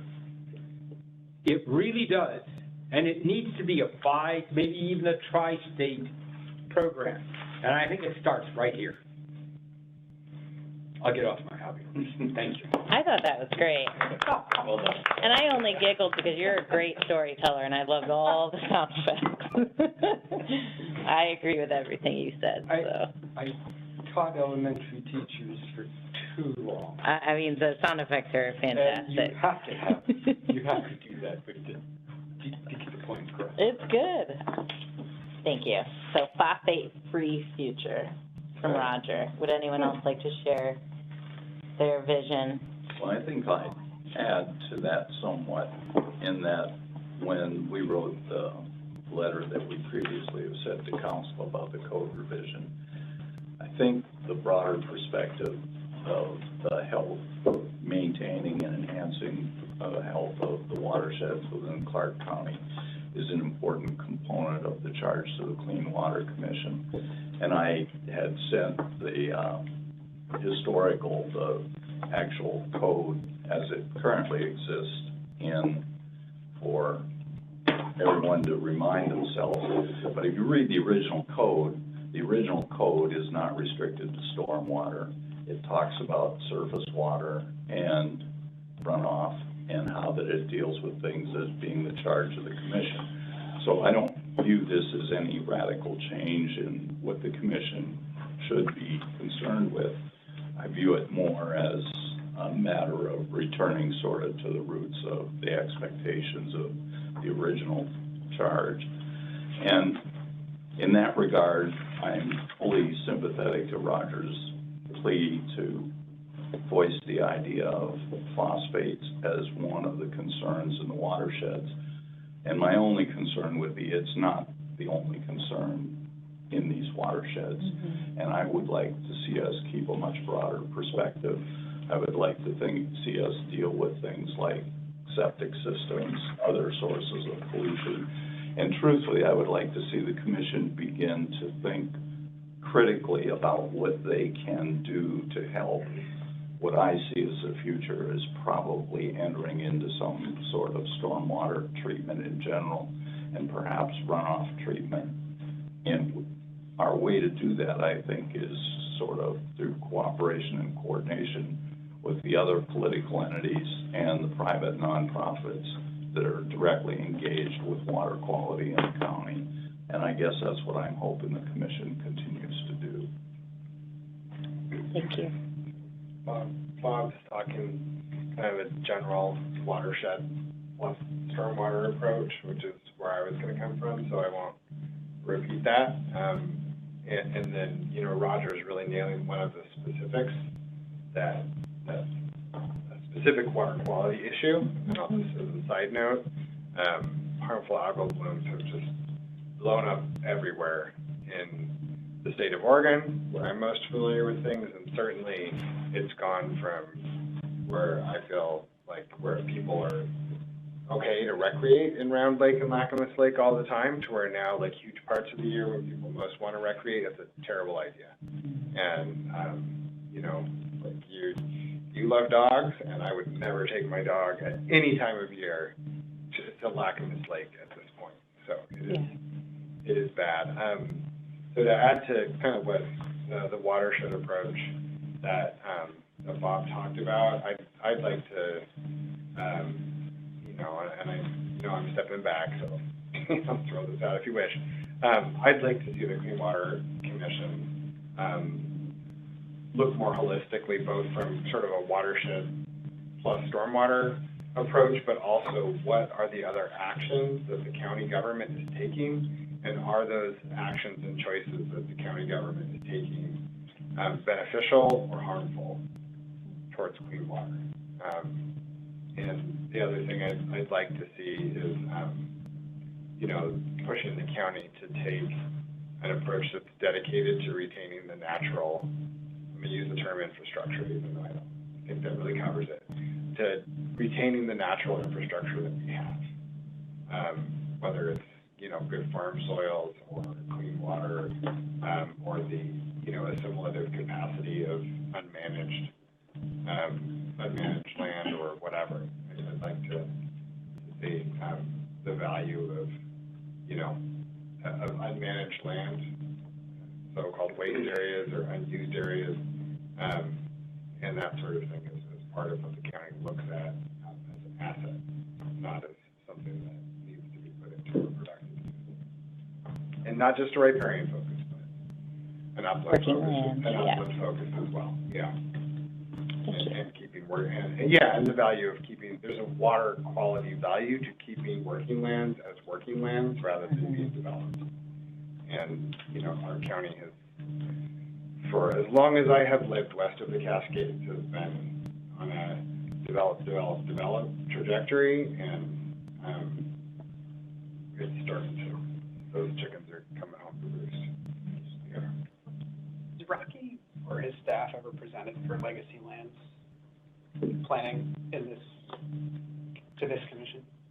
No. Out of curiosity. I think it would be a good one. We canceled the special presentations this year. I had them lined up. and Julie to talk about Schreiber. But that's a good idea. Maybe you want to bring that up as a potential opportunity. So our Legacy Lands program is we work in partnership with them. They're our main tool to acquire and preserve land. And they're doing a great job. I think they own like 7,000 plus acres. That's probably an old number. That's from like 2018, pulling that out of my head. But they've focused a lot on riparian areas, but I know now they're talking more about farmland trust work and getting more creative about what they purchase. So yeah, that would be a great presentation. This is the Conservation Futures Fund. Yes, Legacy Lands. Just Kevin Tyler and Danielle Cowley's group. Anyone else want to share? I'll add a couple comments. When I interviewed for this position last winter, it was a remote interview, and I asked the question because I really didn't know what this commission's real mission was. I'd read the materials online, I looked at the stuff that's on the county's website, but I wasn't really sure how broad your mission was or whether it was so focused on stormwater. And during the interview, I said, started talking about septic systems, and I said, there's really the regulatory system in Clark County with regard to septic systems is almost non-existent. And as a consequence, phosphorus, all sorts of bad leachates are getting into the non-point source system and infiltrating our streams and our rivers and our lakes. And I said, what can this body do to influence some regulatory outreach and some control over septic systems in Clark County? And after I asked that question, there was deafening silence on the other end of the phone. In fact, I told my wife later I thought that we'd lost the connection, and nobody said anything for like, I don't know if you guys were on that interview or somebody on that interview. I wasn't. And there was no response, and I finally said, hello? Is everybody there? And I guess the response was, that's not our wheelhouse. It's somebody said Department of, Community Department of Health, and of course I know that, they regulate, but nonetheless, the map that came out in the Vancouver Lake Management Plan in one of the exhibits, and you probably saw this, Jeff, showed the proliferation of existing septic systems all around the Salmon Creek Basin, and it was shocking to see it. I had no idea. I knew it was bad, but I had no idea just the gross number of septic systems still operating, many of which are probably in failing condition because they aren't properly inspected and aren't properly regulated, and contributing mightily to our problems in that watershed. And it drains like 38 square miles. It's not a small watershed. It's Some people have just the black water goes into the tank. Yeah. Gray water goes into a creek. Yeah. Those are out there. So I guess my mantra, phosphorus is part of the real problem. I totally agree, Roger. So are the horrible septic systems that we have that aren't being properly controlled, regulated, or repaired. And I know it's extremely expensive to convert from septic to sewer, and that process is probably going to take decades to do septic elimination. But just regulating these things currently would go a long way to improving water quality in this region. I'd like to see literally a 10-year program of you start and you actually do the survey and you figure out what sewer systems, and if there is an S on that, sewer systems are appropriate that can be built and then extended to cover 14 watersheds that we have in this county, and literally take all of the septic tanks out of existence. And it would take probably $500 million, but you know something, that's a good way to spend my tax dollar. Thank you, Mr. Government. Well, Clark Regional may have some level of insight on that. They already go after grants for septic elimination.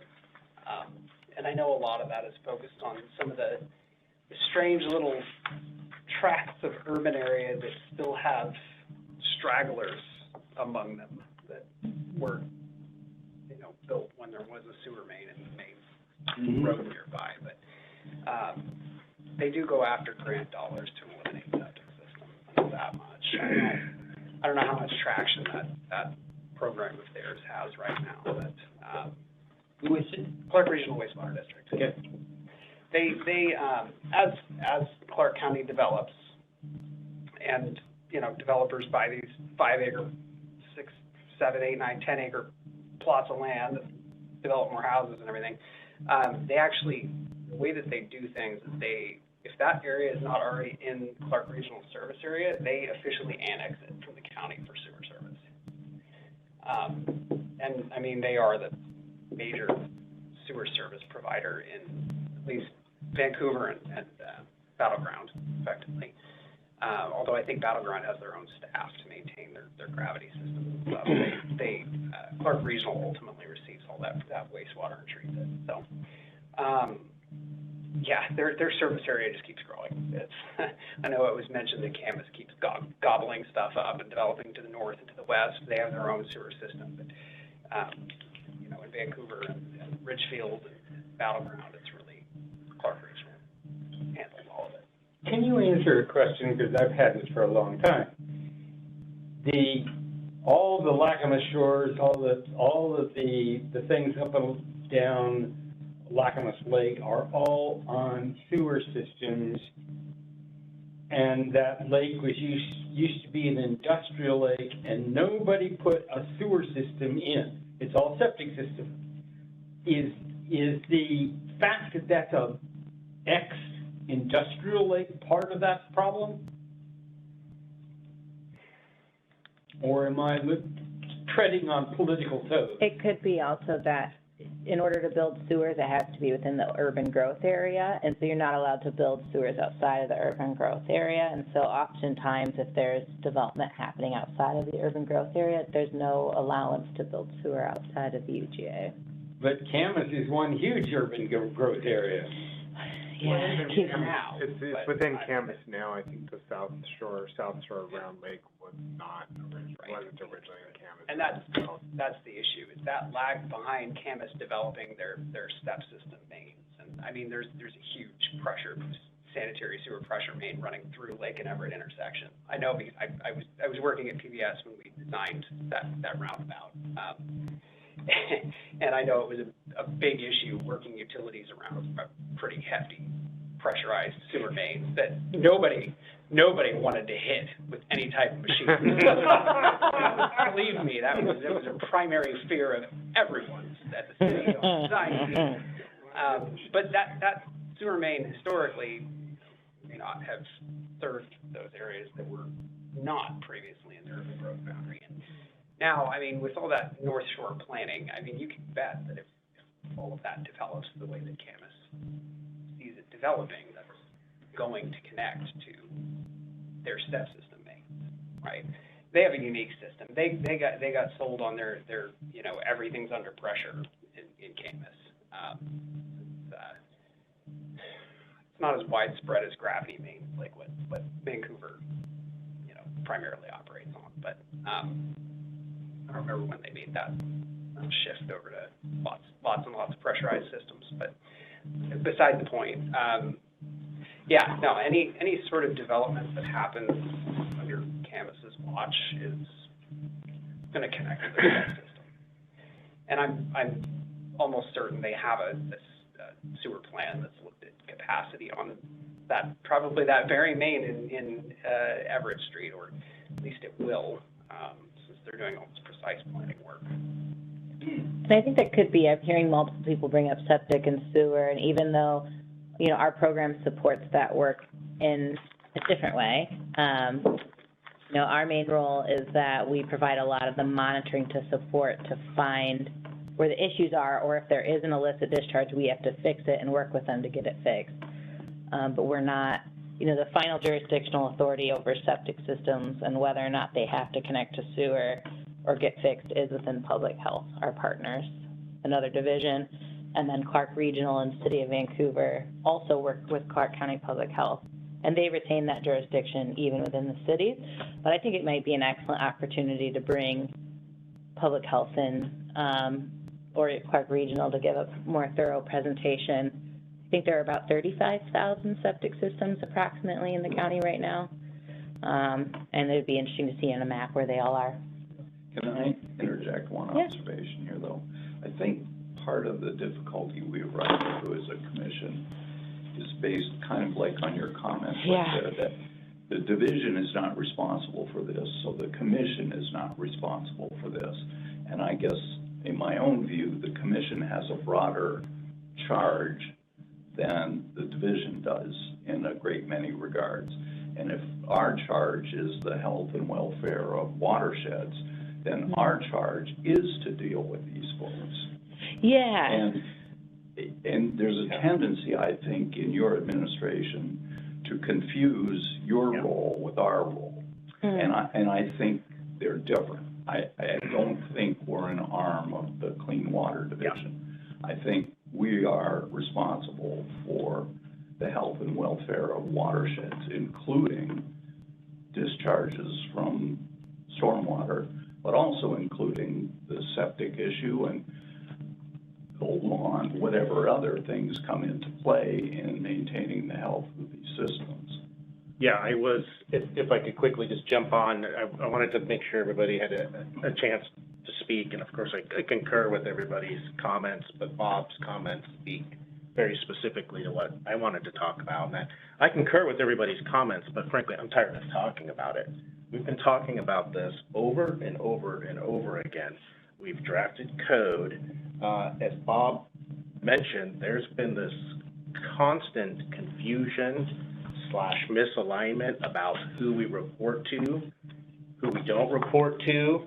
And I think the code is somewhat clear in its intention. It definitely needs to be cleaned up because there's some outdated form of government, first of all.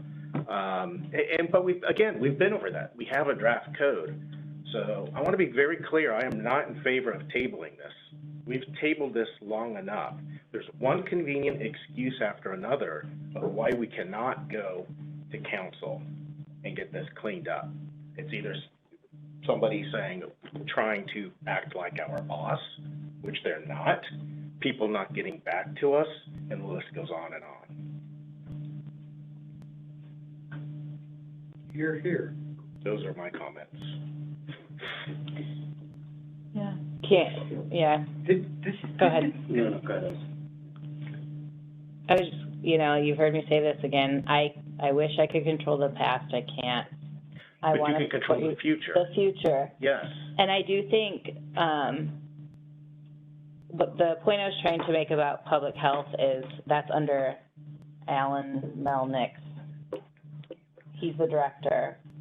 We're under Ken Lader, and so we know septic systems have an impact on water quality, and Jeff's team is out in the field actually identifying where those issues are and then communicating with public health. But ultimately what happens is outside of our chain of command. So we're just communicating to you our challenges, that it's a completely different director and hierarchy. I'm not talking about septic. Let's just talk about the code. Oh, okay. Right? We still haven't got the code to council.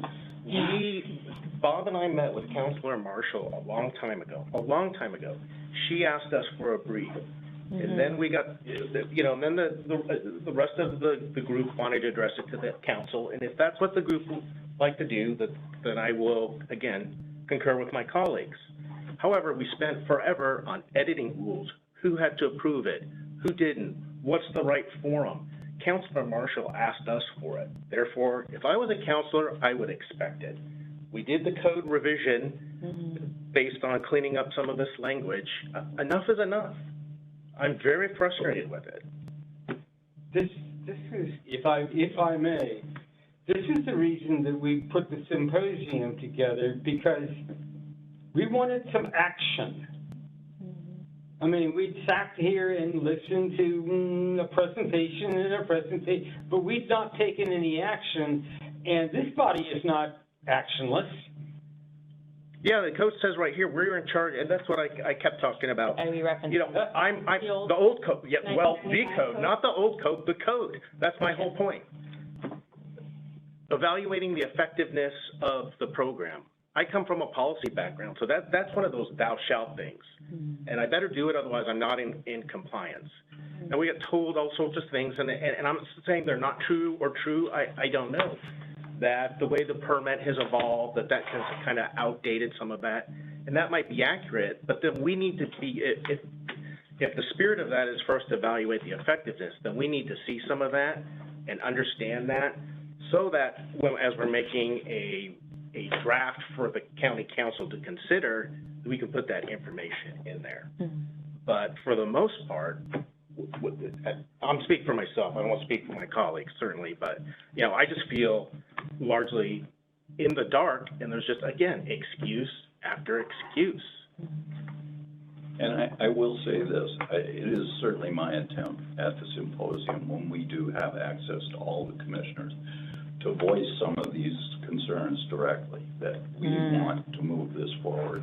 We want to clarify these issues, and we'll have that opportunity, I believe, to address some of those things.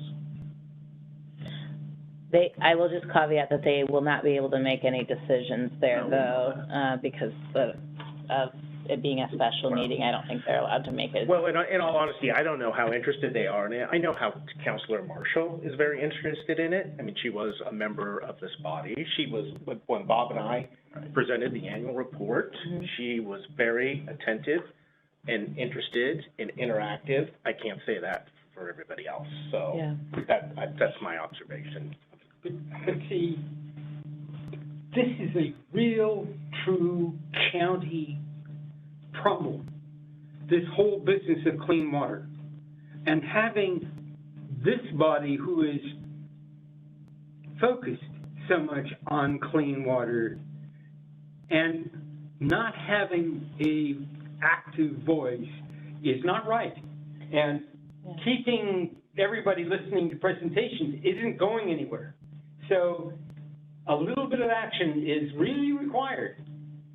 Well, let me just say, in defense of our brand-new manager here. That one must tread carefully when you're in new terrain and political terrain. And we can't necessarily impose our will on the county council. They set their own agenda. We don't set their agenda. Sure. If they can't hear this until January, so be it. But if they can't hear it in January or very latest February, I'll be lining up with these guys saying, you know, what the heck? I think it's good in January. Okay. I really do. And I would point out too, just jumping back to the septic issue, the county council sits as the board of directors for the public health department.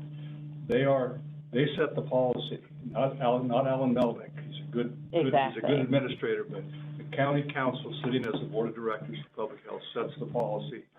So there is that connection, and I don't think we should lose sight of that either. Kate or Jeff, do you have anything to add to this? We've been monopolizing this conversation at the table here. Or sleep. Usually when I talk to people. I don't at this time, but really interesting conversation. Okay. Here, I'll give Jeff a chance. I'm in agreement with everything I've heard so far. Can't really think of anything else to add at this point. Okay, thank you. So how about this? Justin, sorry. He's at the table. I know, but I'm calling on everybody. Given my knowledge on septic systems and Clark Regional expanding their reach in the county, and they're going after grants, I mean, what they're doing, I think, contributes to what we're talking about. So it doesn't solve the problem. Yes. I think part of it is, I mean, we just really need to, there's the code cleanup, and then the operating policy of the division as well, understanding where we fit into things, and us understanding where we fit into that. Yeah, and if indeed there's going to be a, you know, I agree as well with the frustration and everything. You know, we're all sitting here trying to move this forward to the best of our abilities, so we appreciate, you know, feelings about this. I think part of that exercise as we go to council, to upper management, with the idea that the charge of the Clean Water Commission is broader than the charge of the Clean Water Division, right? Like That's Bob was saying, right? If that is the case, and that's the way we're going to arrange it and make or interpret it, I think the part that we just need to make sure we get straight is exactly that. Where are those lines, right? To what extent can our staff legally support those things that this body might be doing that are beyond what our mandate is, right? Those kinds of things, which gets into the, The fee, legality how of it, can we, the fee stuff. And so there are some details in there that are a little more difficult. I guess that's just my only point is it's not quite as easy as falling off a log, but that's why we need to have the discussion, right? I don't think there's any, great pushback against this good idea that you all have. I think it's just, a matter of getting the time, getting the ducks in a row as far as how we want to present it, how you all want to couch these changes, and making sure that it's not blowing up the ship as we go. Well, I can understand all of that, but I think we've been really clear about what we want. I think it's all on the division side. It's been just, what's the word you always use, Bob? Sort of, it's a great, I can't think of it, I guess. In defense of the division, they've been in flux for a long time. No, that's also a big complaint I have as well. Yeah, absolutely. I understand that too. We're super fortunate now to have Devin in place, as well as Priya, who is the her boss, the deputy public works director. So we actually have a management structure in place with interest, with engagement. So again, I don't think that what you're seeing here, Matt, is just another in an endless series of excuses to not have this discussion. I just don't think that's the case. And our director started his career in clean water, mapping infrastructure. Right. Yeah. He really cares. So bear with us. We are going to get there for you. Well, bear with us as well. I mean, We're old and. my 2 cents to offer is that last time, the division didn't meet ecology's requirements in any way whatsoever. There were consequences. They were monetary consequences that took funding away from things that need to be funded. So, I mean,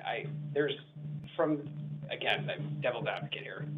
I'm on the commission here. I'm not speaking for the division here, but from my experience, it's ecology passes down things that the division must do.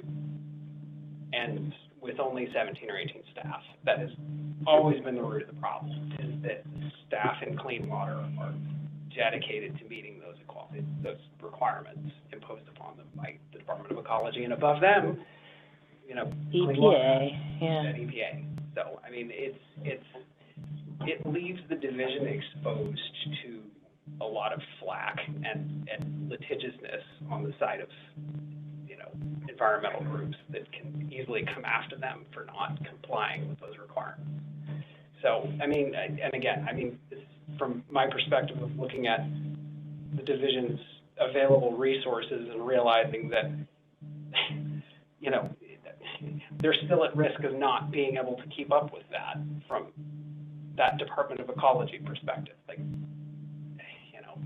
funding isn't there and the staff aren't there to meet the requirements, then what happens? So, just my 2 cents, having been on both sides of this. Yeah, thank you. That's why I brought up the notion of council should consider putting in some general fund or some other funding source, because frankly, it's just a lack of willingness to invest in the necessary program while taking other actions that make the problems worse. Mm-hmm. Well, and I think all of this input is important for an upcoming fee study too. Mm-hmm. Yeah. Totally. If you're going to have to fund coordination with Clark Regional Wastewater District, coordination with the City of Vancouver, get rid of all septic systems, for example. I mean, that's something that nobody in the division really has sufficient time to dedicate themselves to. And that's a problem. I'm not saying it's not a problem. It's just, it's the division working with what they have to meet a set of requirements that has had them spread thin as is. And that's, I know Devin referred to it earlier as not extra stuff. I don't remember what you said, but above and beyond. It was above and beyond the compliance. what we're required to do. That's where I think this fee study is gonna bridge the gap between what both of you were talking about. Personally, that's my thought on it. Because lake management and septic systems, we all know systemically they're important, and we know, you know, thinking about clean water, you know, there's a connection to community development, there's a connection to our inspectors, there's a connection to our private development community, public health.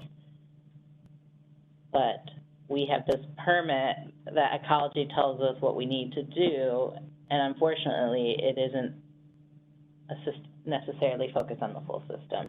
So thank you for connecting it to the fee, because increasing the fee will enable us to ultimately do more, which would then also mean you'd have to come along with us and be helping us with that across-system coordination for things that are outside of our division. Yeah, and we put that in our, I think you put that in the letter, though. It was a great letter. So, right, I mean, but again, yeah, so what, 8 months have passed, and here we are, you know, what do you folks want to do? We told you. Well, I just wanted to hear it from you. You're definitely hearing it. My first meeting. And thank you for your patience. So here's what I think we can do. I think we could, between now and our meeting, so how we get on the council's agenda is we have to put together something called a staff report or a request. Right, So, I saw that a few months ago. perfect. So I will. Who knows what happened to it? I will, I will make a commitment to get that drafted ahead of our 12/6 meeting, and normally to get on their agenda in January, they need it a month in advance. We can talk about it here. I can make the request for January. Does that sound Yeah, and we do have reasonable? to after that. We do, have to hold okay. it See, at- I'm still learning. Right, we had to hold it because we decided to split it, or it was decided that we were gonna split the work session for the, annual report and all that, right? Okay, And then come back and talk about this one at a later date. So Okay. that's still there. So it's there. It needs editing to kind of capture the current and the situation, but fees, I think yeah, we'll be okay. fine. Yeah, we should be able to get it in. Well, I will bring that draft to 12/6 and then get your approval and make the request for a January council time. And I wish we could do it sooner, but I'm having a hard time getting council time for anything right now.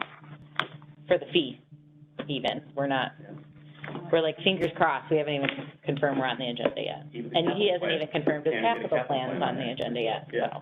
so. Yeah. Gosh, there's so much still to talk about, but I'm wondering if we take a break and come back to the discussion and give Jeff a chance to present. 30 seconds. Take a break at, as far, because, yeah, we're not even to bylaws work group, and we're, Well, I was wondering, can we, I guess the question would be for you, Chair, if we can let Jeff present on the capital plan, the new business, and then come back to the bylaws and LACMIS symposium, given it's almost 9 o'clock. yeah. I think any work that's done on the LACMA symposium, we can probably do out of here. Okay. I don't see a need from what's gone on now. I don't see there's a need to have a discussion of that. Okay. And No, but since this is the only time we've had Kate in correspondence with us, and congratulations on the new one, by the way, Kate. It would be very helpful if you would provide us at least with the contact person for the lunches that we have to arrange for.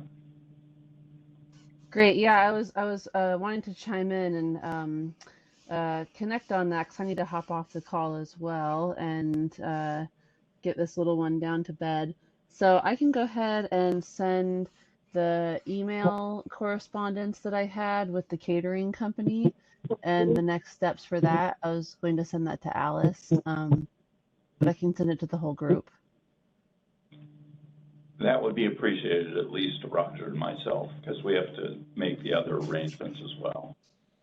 Yep, wonderful. Okay, yep, I'll go ahead and get that sent over and just catch up with, I caught up with Alice regarding a lot of the updates for what was happening with the symposium yesterday, so I can catch up further with you guys off of this meeting. Give the baby a kiss from us. Uncle Roger. Yeah, I will. I sent Alice some pictures. I'll just send you guys some photos as well. But yeah, he's definitely ready to go down for bed. So I'm gonna hop off the call as well, and but I look forward to coming back at our next meeting, and I will also see you at the symposium. Awesome. Thanks, Kate. Thank you. So that's number C, 5C, so we've got everything we need for that tonight. We can handle it from here. So One then we, question for Roger, if I could. I plan on going, but do I need to pre-register? If my name You've is- already pre-registered. I'm already pre-registered, okay. Can I provide some like rapid fire LACMIS updates, or do you want to connect Go ahead. afterwards? So, one thing is that we have an updated agenda, and right now it's still planned to have registration and refreshments. We confirm Camus is going to set up the room and can handle all the technology, so you don't have to worry about that. That's fantastic. You know, Alice and I have offered to print out name tags and make sure there's even table tents if we want them. Clark County, you know, Jeff's team's going to present on the stream health report. Ecology's confirmed. The LACMIS Watershed Council, Camus. Just confirmed. Perfect. And Watershed Alliance and Clark Conservation District. One thing that we've been talking about, I haven't seen an invitation list, so I'm going to pass this around. I made a list of who I thought some folks might be, but I want to pass it around as draft. It's flexible.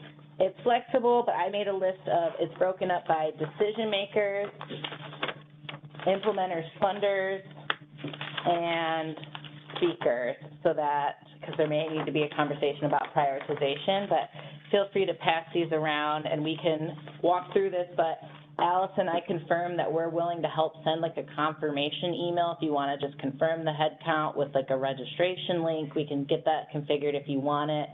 Also want to talk with you about the discussion prompts to help with the conversation, or if we want to have like a pre-symposium check-in with the speakers. But really, I want to be a resource to you. I want this to be successful for the commission. I want this to be successful for the county, for Camus, for everyone involved, and all the elected officials who may be there. So we'll touch base afterwards, but this is my way of saying, like, we're willing to help with that confirmation email if we want to do like a confirm you're coming, so you have the right head count for your lunch. I know you wanted to limit it to 50. As you can tell, this list is more than 50. These haven't been sent out, but I did confirm the lodge has a capacity for 168, but I know lunch, that's a whole conversation there. I would not ask you guys to pay for 168 lunches. So Roger, let's follow up. Let's follow up, but these are things we're thinking about and talking about that we can catch up and offer that assistance so that we can at least know who's coming and anticipate. That way we can greet any VIPs who may be either funders or big decision makers. And the things that are missing are the VIPs, because all of the counselors, if all the counselors come, I got one. I've got dear Mr. Hogan coming, but I don't know who else on the Clark or the Camas City Commission. I just don't know that, and I need to cover a few of those bases. Okay. And I just heard today that Ecology may be bringing you a couple of warm bodies with her.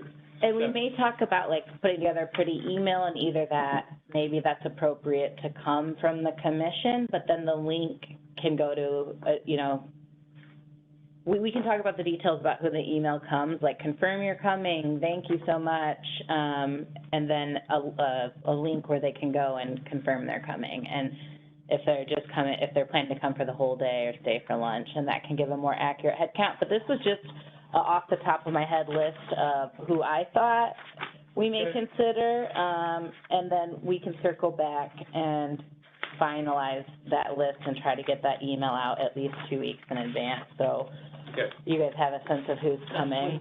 So like next week, this will be like priority. Well, we can call me tomorrow if you want, or Friday would probably be better. Or you can call Alice, Friday she's on would it. be better.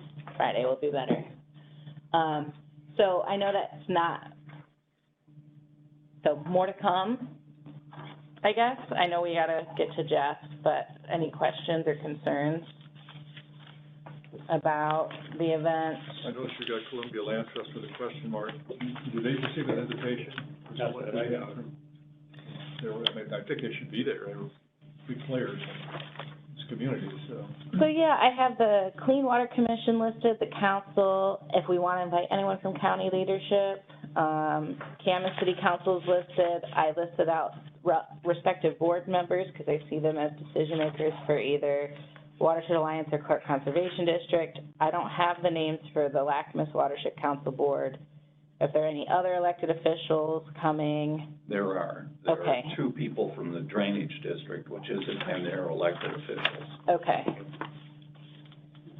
And so maybe we should have like there's a work group. Maybe if we can, as a work group, I'm happy to follow up. And my question is like, I see this front and back page as key people, but then this is like people who probably haven't been invited, who are also key stakeholders. So really this list of folks from either the College Tribe, DFW. We'll talk about things like that that. We can talk about it on Friday. Okay, perfect. Okay. Trying to help. Bylaws work group, is that a quick update or a longer update? All I will say is the bylaws subgroup or committee met. We have some suggestions. We have not distributed the bylaws for your consideration yet. And we'll have a goal to have the revised bylaws to you before the December meeting. Okay, great, thanks. So, Okay. yeah, hopefully we can have it cleaned up so you guys can vote on it and get Great. it, all that. Great. So you won't have to tell me in September next year whether or not you're going to run for the next Oh, right. term Okay, yeah. or some of the other things like that. Okay, great. Jeff, Well, you said you had it down to 40 seconds an hour ago. What is it now? Okay. probably about 25. Okay. You look like You you're had a already going to presentation. sleep. I know, I'm getting tired, I'm sure all you guys are too. I think we gotta pull it up. Oh, yeah. Is it on my computer though? Yes, Ooh. it's in your email. Oh, great. Sorry, you guys get to see my calendar. I get it on a phone drive if you want to do that. We can move to the letters of support if there's, can't we? If you Yeah. do it Oh, yeah, well, we're doing that. Yeah. What are we doing there? Letter of support for, yeah, I think so. Well, that's for, under Jeff too, so. It is, we can start Well, there it's just though. under new business. Oh, You'll find out, it's the only. but Jeff's listed as the contact, or the Heritage Farm. Heritage Farm The Heritage grant. Farm letter? Yep. Yeah, What do we need to do on that action item? So I think what we It did, looks like we have to- we're requesting a letter of support for our second round of grant applications for There it is. Heritage Farm. I see that there's a nice letter drafted, thank you, Alice, for the help on that. So we would just be looking for, support and confirmation from this group to submit that letter and have it signed by Matt. I think our grants are due on October 12th. Yes, So next we- week. Yeah, we would Thursday. need that signature soonish. okay, Ted stepped out, but, I would move that we Five. send a letter of support for the Heritage Farm and for the water grant applications for Eric. okay, so Yeah, hitting both we'll do letters, both so the together. motion, okay, to, thank you, to approve both of them, is there, does, I've already someone hit second? Second it. Justin seconds, okay, all those in favor of signing both letters of support? Aye? Aye. Aye. Great, any oppositions? Okay, it passes, we will sign, or I guess I will sign both letters of support. Alice, when, I'll DocuSign them to you great, tomorrow. even easier. Okay, all right, so back to Jeff for the stormwater capital plan. Jeff. Cool. I'll Thank you for flip being over here. No, What's this mouse is running this? yes, Okay. no, yes. No, There's mice all There over the is. place here. no. I've just There's been no using mouse? the keyboard. Oh, okay. So if I just Yeah. click this to go forward? Down arrow. Or down arrow? Yeah, there we go. Forward button. Got it. How many clean water staff does it take to? No, I'm just Oh, kidding. man, I There wish you they go. had a smaller television in here, because this one Yeah, is I don't know why almost they usable. didn't put it, I don't know why they didn't put it on the, Holy request. cows, yeah. That's great. Okay, well, it's gonna be a little tough with that particular view, but Yeah, this is a general accessibility issue on the county's board. not, It is. it's yeah, really, on your- it's rough. Yeah, I'm not I specifically. Not very. real happy about that, yep. So, all right, so we're gonna blast through this, you guys, and not take too much of your time. And please reach out to me or Devin if you have questions or want to talk more about any of these details. As soon as I have an actual document finished, we'll get that out to you all as well. Schedule-wise, we were hoping to get to council for a work session October 18th. Doesn't look like they're going to be able to fit us in, so we're waiting on a council session possibly as late as early November, and then we'll be trying to get back to council as quickly as we can after that for the adoption process, right? So it's tighter than usual this year for some reason, so we're getting pushed back a little bit more than we like. Good thing though, as far as explaining things to everyone this year, we really didn't have much of an updated process as far as capital planning, right? So we did not have the staff capacity in our design division in Public Works or within Clean Water to really go after looking for additional projects, right? Which is we've been doing for the last several years in a row. This year we did not have the bandwidth, so we will be doing that again in the future, starting this coming year. But not a lot of changes between last year's 6-year plan and the one we're presenting now. Really, most of the differences are cosmetic. You know, the budget numbers are changing and the timelines are changing. The project list is not changing very much. So partly for that reason, what I thought we'd do tonight a little bit more was talk about just a few pieces, and this is just excerpts of what we'll show to the council, so it's a little disjointed probably. 2019 permit, the structural controls program. So we are just at the end of our 2019 to 2024 permit, right? So we have our new permit coming out August 1st, 2024. So we have finalized and finished our required capital program for the current permit terms. So I just wanted to quickly kind of touch on that. The timeline was from August 2019 to December 2022. That was the timeline we had to score points under the ecology structural stormwater controls requirements, and they had a fairly sophisticated calculation spreadsheet that we needed to use to score points for various different activities we did in our stormwater program or capital program. 300 points was the minimum that you had to score, and you had 3.5 years out of a 5-year permit term to do it, so it was pretty quick. Quick breakdown, we did 10 construction projects that were completed during that 3.5-year period. We did 2 property acquisitions with legacy lands, what Devin was discussing there a little bit ago. Yep. You need some water? I don't. I need a new nose. Oh, sorry. But thank you. So, and then we also score points through our street sweeping program, right? I think we've talked about that. Thank you. So we are well above what we needed to score in points. If you look at those totals that you can't read, but we had 74 points worth of construction projects, 166 points worth of property acquisitions, and 400 and some points of street sweeping. So what that tells you is that, one, the point system is kind of a screwy deal, right? It doesn't make a lot of sense. At least we have points. Right? The sweeper guy has. The sweeper guy is very important. We don't need him going home sick. No. So the way it was configured this year, this term, sweeping could take up a lot of points, which was good because it's hard to score points on construction projects. If you only got 74 points for 10 construction projects, we're averaging 7 points per project, right? And you're shooting for 300. And you can do a year of sweeping, you can get almost 500 points. So it was really kind of wacky. And so they've done some changing around of this, and I'll talk about that real quickly later. But the bottom line is that we easily surpassed our point total, which is what our goal was. We want to be able to have the flexibility to do the projects we want, not have to worry about not hitting that permit requirement, right? So we're doing all kinds of different stuff. Cost to the county for meeting that permit requirement, it cost us $2.6 million to take 4 projects to a 60% design and construct those other 10, right? So 10 construction projects, and then 4 additional that we designed out to 60%, $2.6 million basically spent on that effort.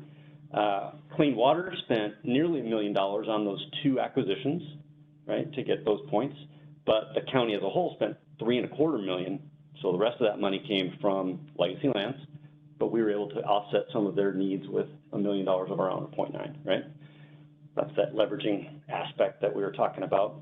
And then the sweeping, Clean Water at the time was contributing $240,000 a year to our county sweeping effort, but the overall sweeping effort was about $700,000 for that year.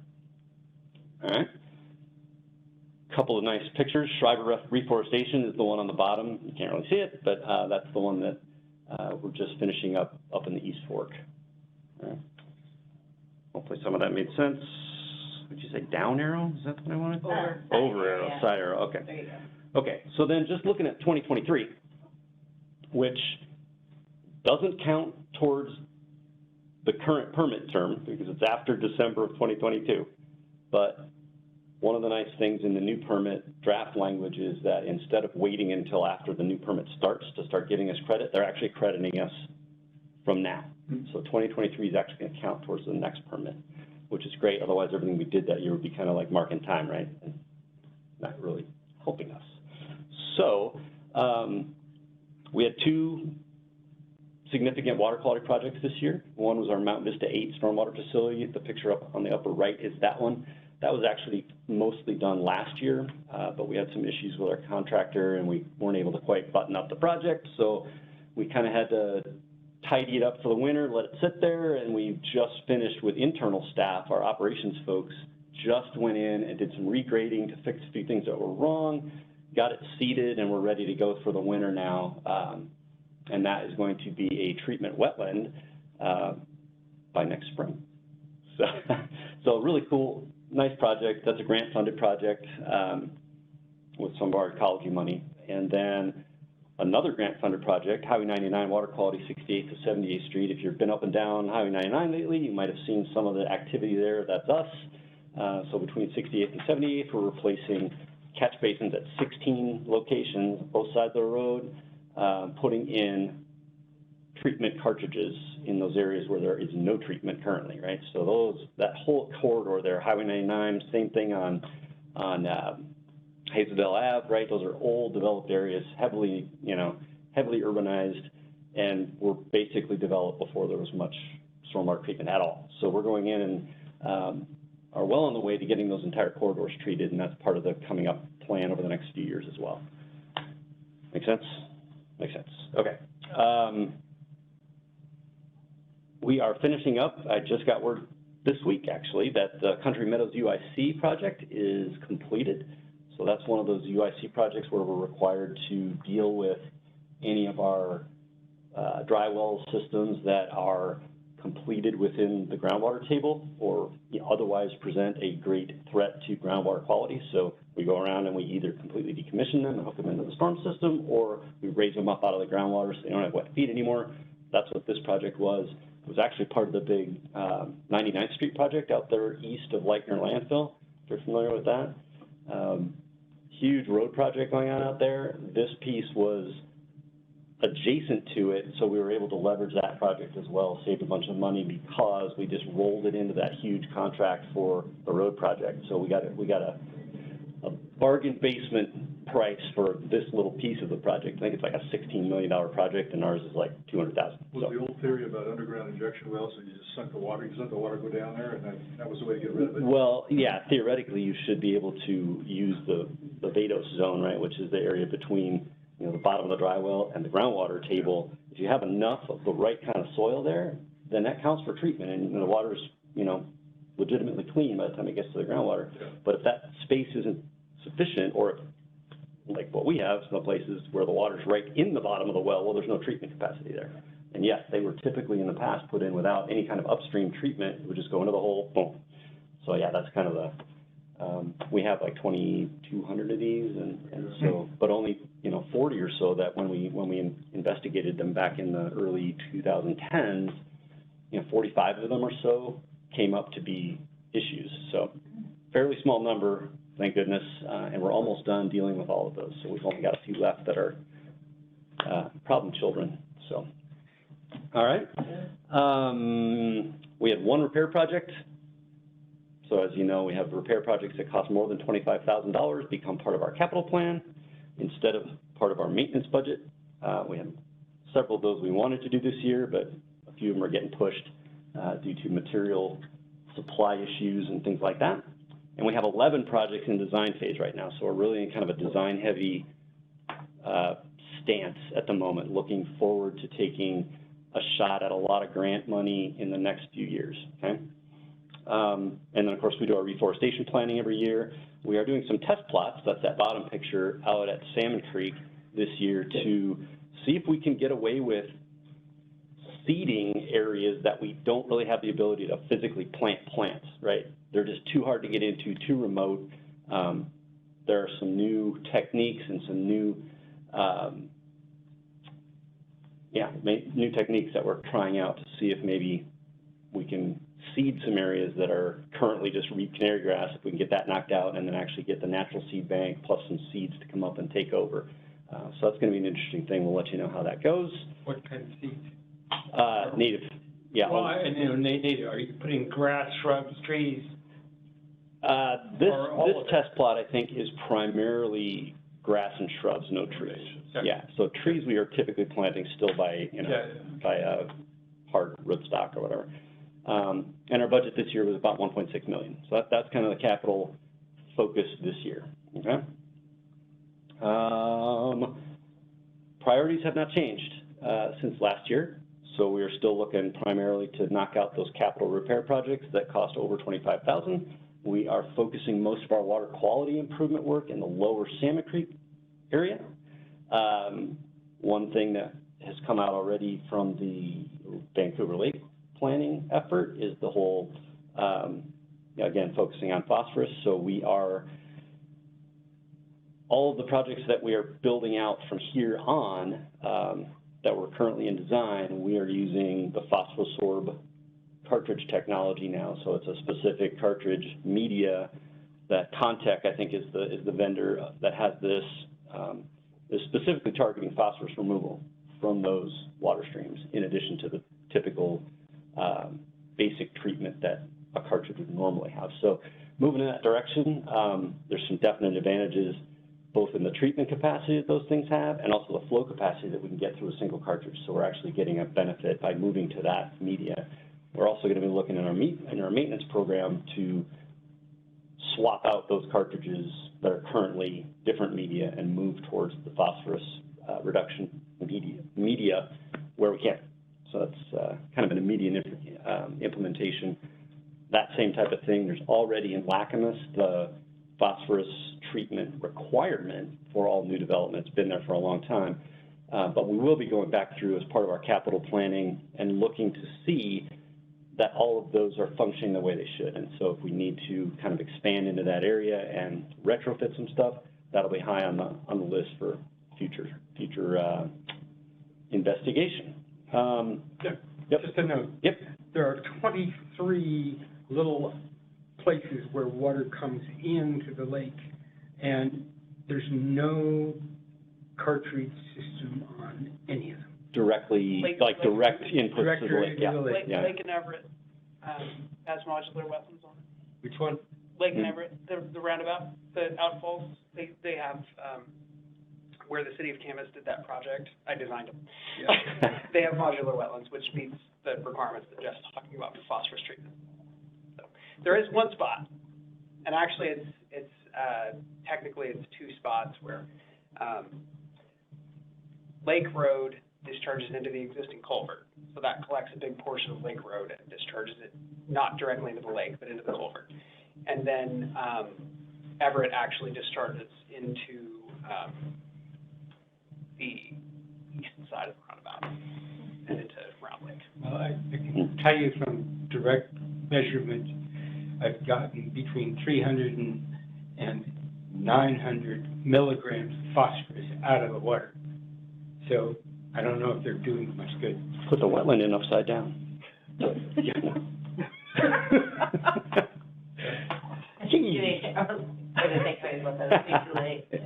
Yeah, that's late night humor. Apologies. So, yeah, reforestation program, clearly still ongoing. Property acquisition, we already kind of talked about. And the project matrix I mentioned, very limited changes this year, primarily budget and schedule adjustments. We have had some significant cost increases, particularly that Heritage Farm project, since the last adopted capital plan due to the discovery of a coincident sewer pipe that we have to move and a bunch of other design and issues that we have had to overcome. So it's a much more expensive project right now, but still our flagship, still a very, very critical, in my opinion, project for that Cougar Creek headwater area, and a great spot to do it there on the county's poor farm. So very happy that project is moving forward. All right, moving right along. Here's the standard pie chart that shows the breakdown of our 28 projects in the current plan, or in the new plan. 12.9 million is our estimated cost for those 6 years. Usually the water quality components that is the largest piece of the pie, which it still is, because most of these really urbanized areas, we're focusing on water quality rather than water quantity, particularly in places like Cougar Creek and the lower Salmon Creek area, because they have been impacted by flow changes for so many years. Those streams are already adjusted to that higher flow. So spending the money, finding the space to do detention type projects, flow reduction type projects in those areas is really, really hard and extremely expensive, right? So we can get a lot more bang for our buck by going after water quality like these phosphosorb cartridges and other cartridges where we don't have any treatment. The hydrology project that is there, that is primarily the Heritage Farm project. So most of that 3.8 and change million is associated with that. We've got a couple projects in the out years where we're looking at some stabilization and habitat projects on Cougar Creek and on one of the other ones that's escaping me at the moment, Suds Creek. Also down there in the lower Salmon Creek watershed.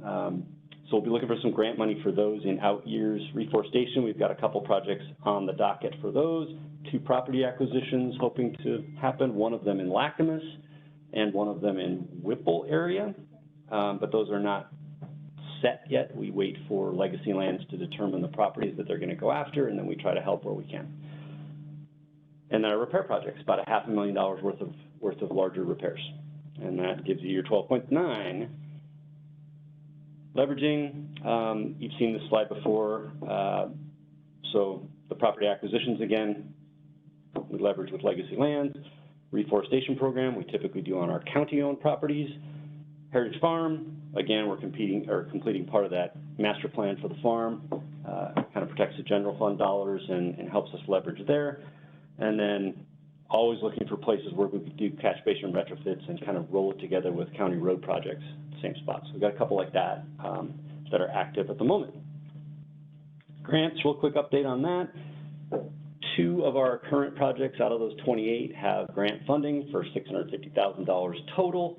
One of those is the Heritage Farm project. The other one is a design grant for $150,000 that we just received, and we are working on the agreement with Ecology for another project.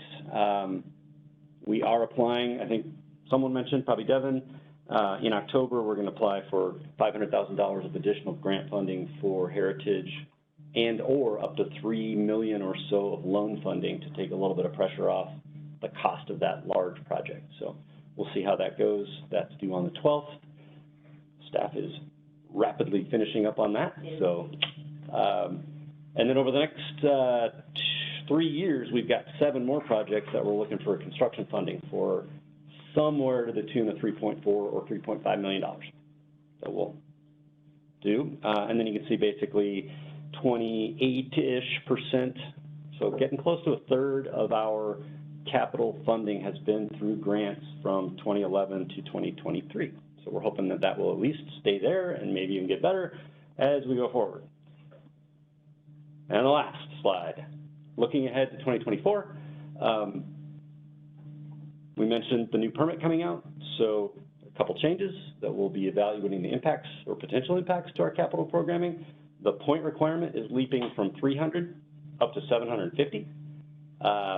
But they're giving us all 5 years instead of 3.5, so that's helpful.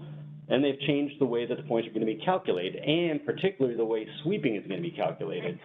Therefore, we need to make sure that we can still swing it, right? So that's something that myself and Subhas, our design engineer, are working on right now, is to see how much of an impact that will have. I think we're going to be fine, but we want to be fine enough that we have options and flexibility with what we want to do, because we don't want to be just dictated, you got to do that, and that, when we know that there's these things that we want to do, right?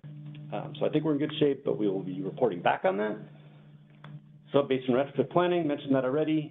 We are going to resume that, and we hope to support more specifically some of the lake planning, some of the lake management stuff going forward, right, with where we look.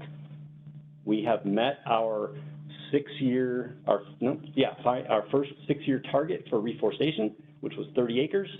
So we're there, and now we're looking at what is our next goal going to be for reforestation program, and putting together another suite of possible locations to kind of look at going out. Last thing, asset management and long-term capital planning, those things kind of go together, but we do have that pipe inspection program we're trying to develop with our maintenance folks. That could very well begin to be a significant portion of our capital planning going forward, as we find things that are like, ooh, right? We don't know what we're going to find. We might find that everything's great, but I doubt it, right? So there's going to be some work there, and then trying to get overall capital repair projections for things like the fee study, and working on those things to make sure that we have the funding that we need to fix what we have to fix. That's, I think, all I have, you guys. That was rapid fire, sorry. Thank you. All right. Questions? Move to adjourn. No, I move for a letter in support of the capital plan. There you go. Ooh, that's a good one. Second.